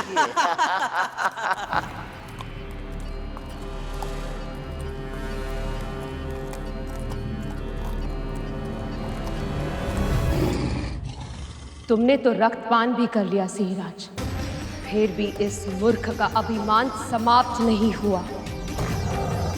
पर अब इसे दंड देने का अवसर आ गया है।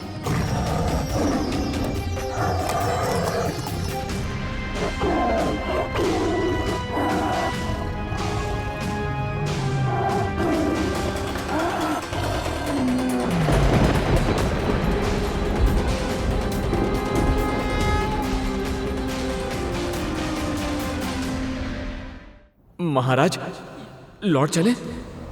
लौटेंगे तो हम अवश्य, किंतु उस स्त्री को अपने साथ लेकर।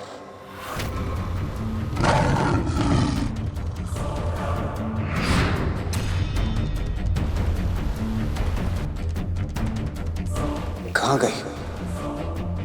भाभी तो यहीं थी।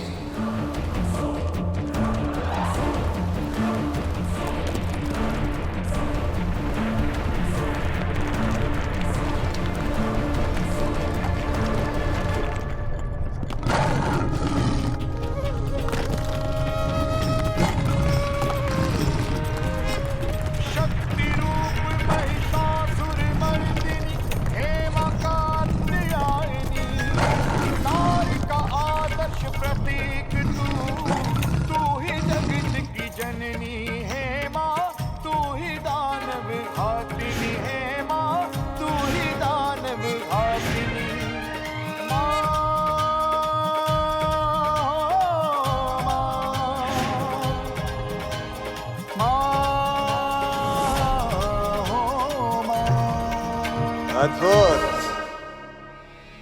मैंने सुना था कि तुम अत्यंत सुंदर हो। तुम्हारे केश मेघों की तरह घने, तुम्हारे नयन कमल के पुष्प की तरह, और सौंदर्य से परिपूर्ण तुम्हारा ये तन सुकोमल केले के वृक्ष की तरह है।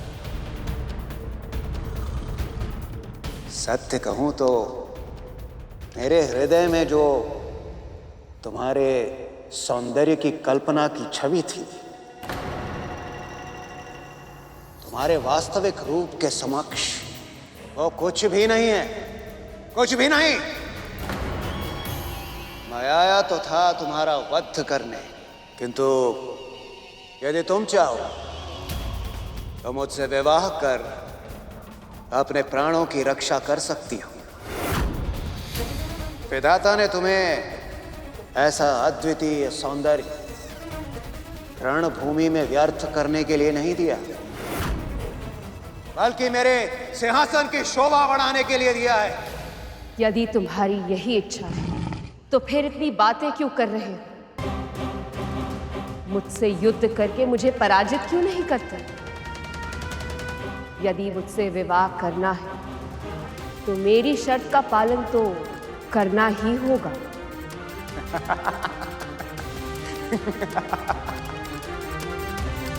कोमल पुष्प अग्नि से भिड़ा नहीं करते सुंदरी। तुम्हें मेरी शक्ति का तनिक भी आभास नहीं है। समस्त देवता ही नहीं, तुम्हारे नारायण भी मुझे पराजित नहीं कर पाए। इतना शक्तिशाली हूं मैं, सर्वश्रेष्ठ महिषासुर।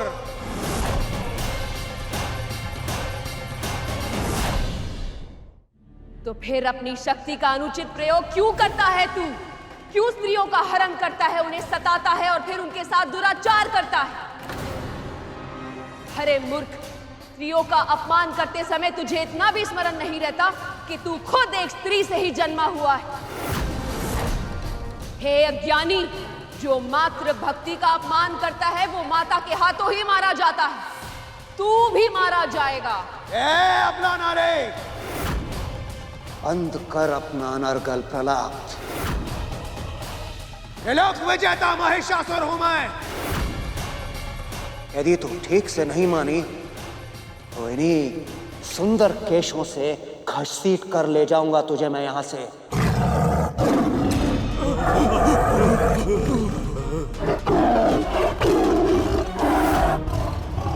तू मुझे छू भी नहीं सकता मूर्ख।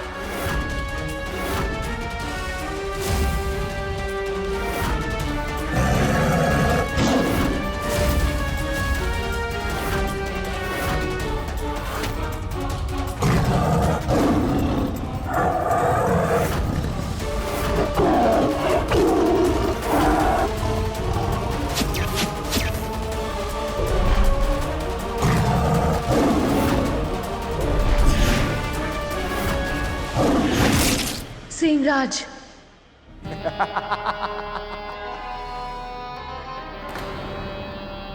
बड़ी देर से व्यर्थ में गर्जनाएं कर मेरी सेना को भयभीत करने का प्रयास कर रहा था ये सिंह।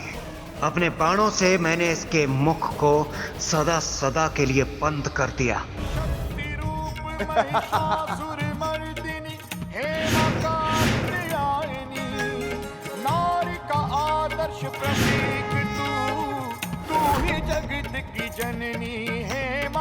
ये कैसे संभव है?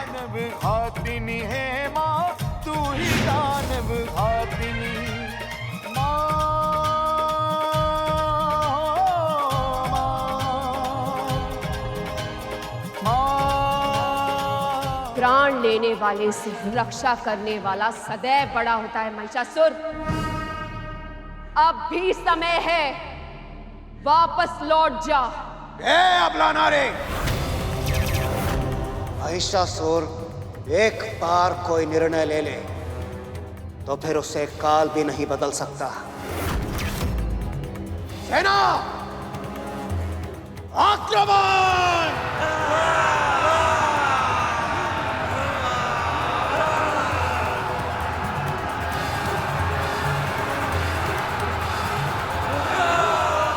देवियां मेरी सहायता हेतु कृपया प्रकट होइए।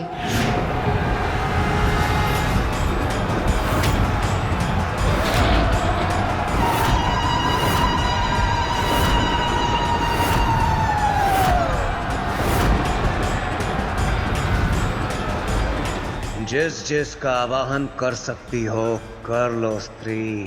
कदाचित मेरा गुप्त अस्त्र तुम्हारी समस्त देवियों का काट होगा।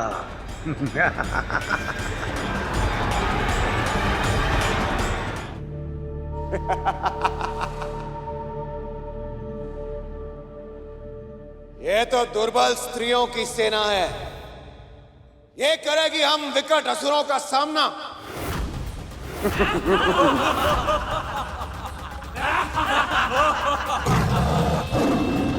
चूड़ी पहनने वाले हाथ केवल करछी और बेलन चलाने के लिए होते हैं, ना कि अस्त्र उठाने के लिए।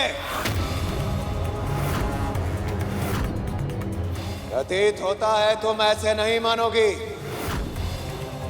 तो आओ आओ देखो हम असुरों का पराक्रम।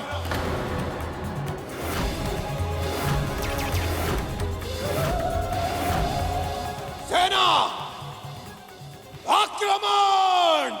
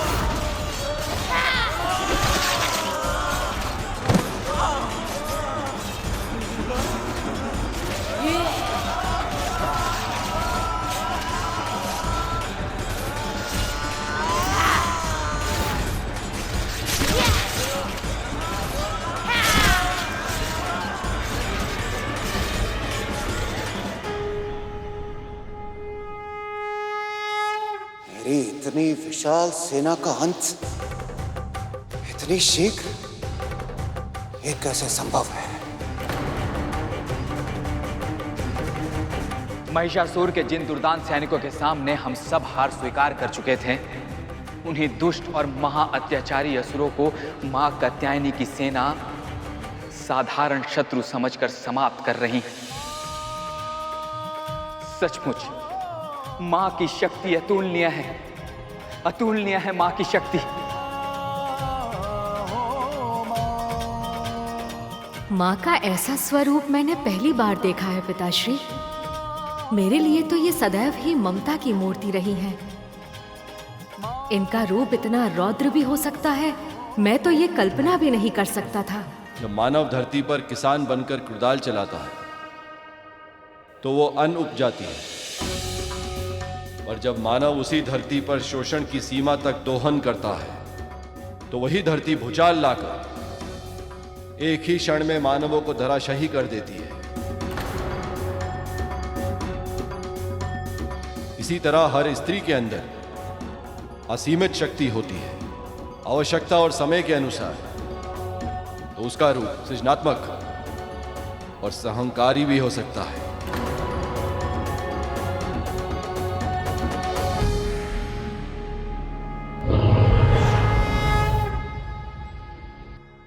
मेरी इतनी विशाल काय सेना का अंत इतना शीघ्र इसने कैसे कर दिया? जिस स्त्री शक्ति को तू दुर्बल समझ रहा था, उसने क्षण भर में ही तेरी पूरी सेना समाप्त कर दी। कड़छी और बेलन थामने वाले हाथों के सामने तेरे विकट असुर योद्धा सूखे पत्तों की तरह भूमि पर ढेर हो गए। अब तेरा भी अंत होगा महिषासुर। स्त्री, वो मेरा अंत नहीं कर सकती। मैं महिषासुर, मैं करूंगा तेरे अभिमान का अंत। तूने अपना शक्ति प्रदर्शन कर लिया, अब देख मैं दिखाता हूं तुझे अपनी शक्ति।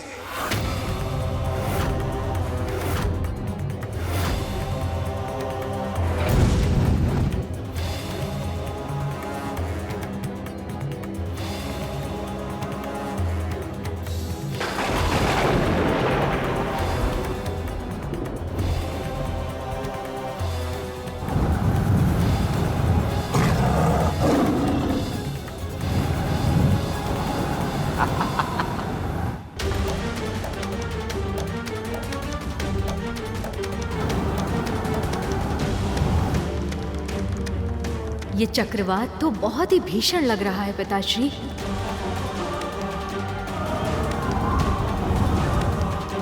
ये कितना भी भीषण ही क्यों ना हो गणेश, पर तुम्हारी मां के क्रोध से इस संसार में कुछ भी भीषण नहीं हो सकता, कुछ भी नहीं।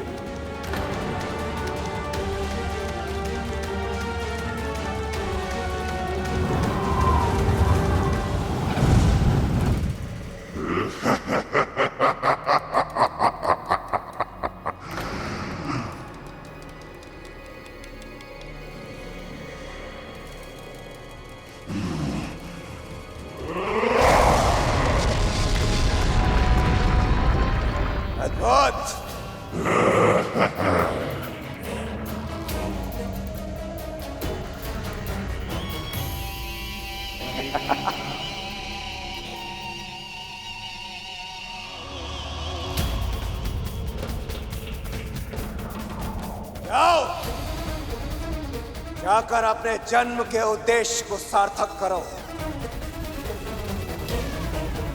नष्ट कर दो शत्रु सेना को।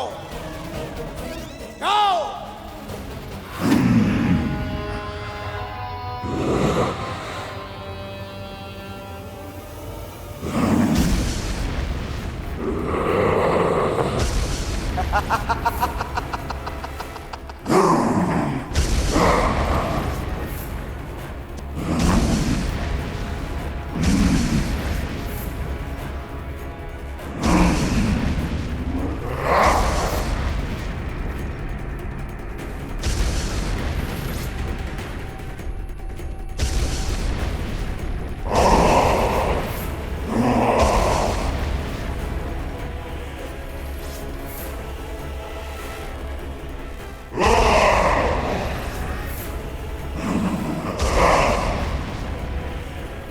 उसे नहीं,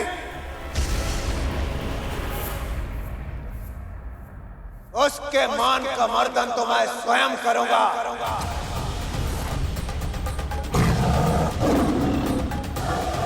जाओ।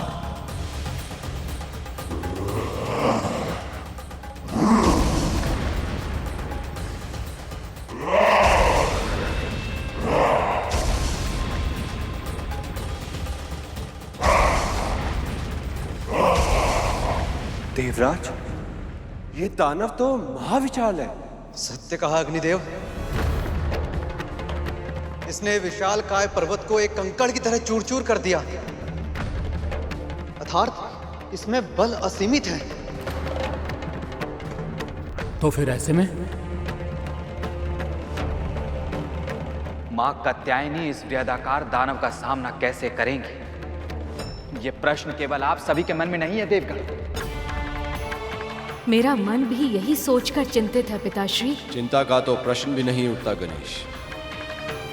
तुम्हारी मां इस पूरे संसार की मां है, और मां से बड़ा इस संसार में कुछ भी नहीं।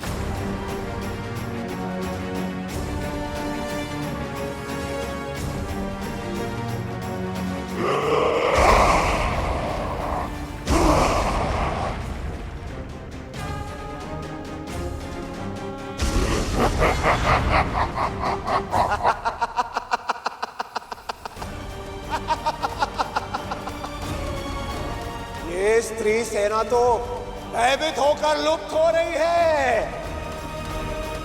ऐसी ही भयभीत होती रहना, कदाचित यही तुम्हारी नियति है।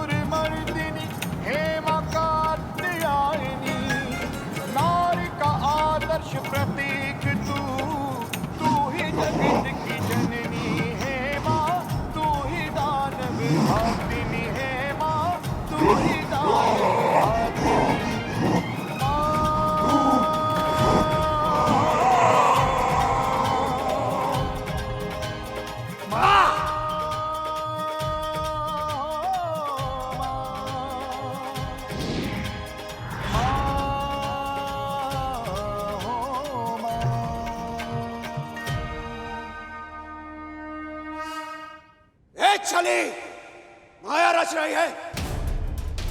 यदि साहस है तो वाह, आकर युद्ध कर महिषासुर से।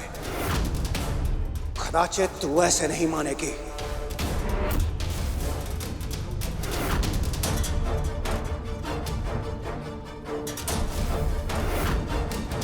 माँ का ऐसा स्वरूप देखने के बाद भी इसके मन से दुष्टता समाप्त नहीं हुई। हाँ प्रभु, ये तो बड़े ही अचरज की बात है। अपनी पूरी सेना और उस विशाल दानव की दशा देखने के बाद भी इसके मन में यह आभास नहीं हुआ कि ये माँ के सामने कितना तुच्छ है। अभिमान का दुर्गुण ऐसा ही होता है नंदी। आंखों के सामने सत्य उपस्थित होता है, पर अभिमानी उसे देख नहीं पाता। देवी कात्यायनी के सत्य से जितना दूर जाएगा, इसका अंत उतना ही बुरा होगा।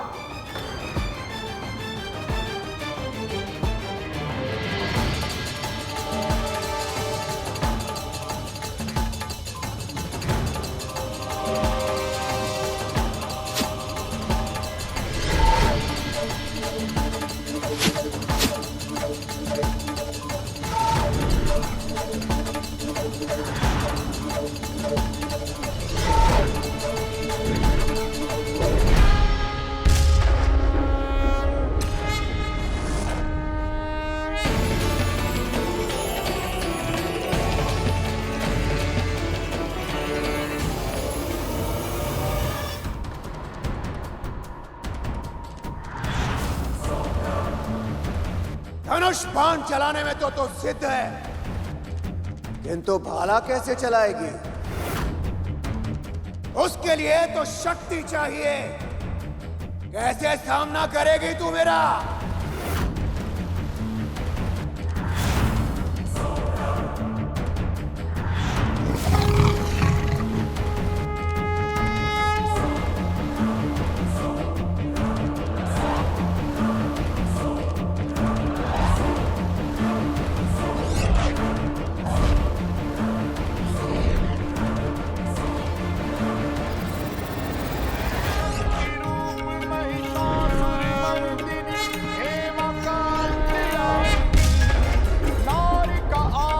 प्रतीक तू ही जगत की जननी है माँ, तू ही दानव घातिनी है माँ, तू ही दानव घातिनी माँ। असंभव, कैसी माया है और ये ऐसी माया कैसे रच रही है?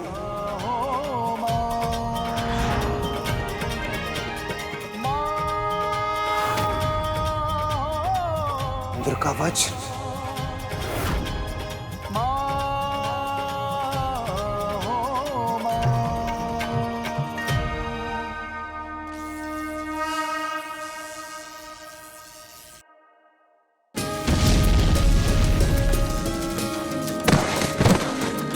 दुर्गमा दुर्गमा लोका दुर्गमात्म स्वरूपिणी दुर्गमार्ग प्रदा दुर्गम विद्या दुर्गमाश्रिता दुर्गम ज्ञान संस्थाना दुर्गम ध्यान भासिनी दुर्गमोहा दुर्गमगा दुर्गमार्ग स्वरूपिणी दुर्गमा सुर सहंत्री दुर्गमा योगदारिणी।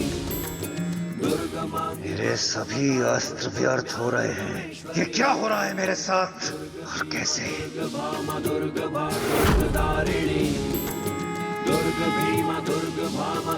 ये सभी अस्त्र पहले भी माँ की शक्ति से ही संचालित थे, पर आज माँ के हाथों में आकर इनका अधिकतम उपयोग संभव हो गया है, जिसके कारण ये अस्त्र और भी अधिक सार्थक हो गए हैं। सचमुच सचमुच मां की शक्ति अतुलनीय है, अतुलनीय है मां की शक्ति।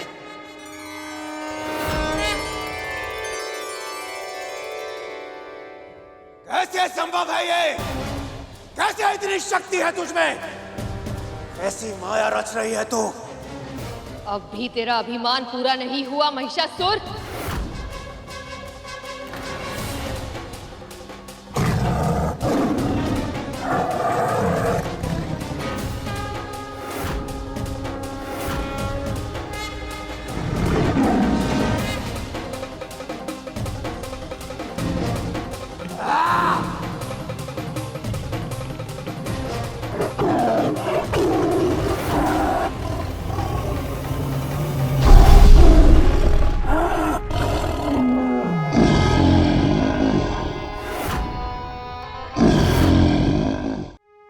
दिखाता हूं तुझे महिषासुर का असली रूप।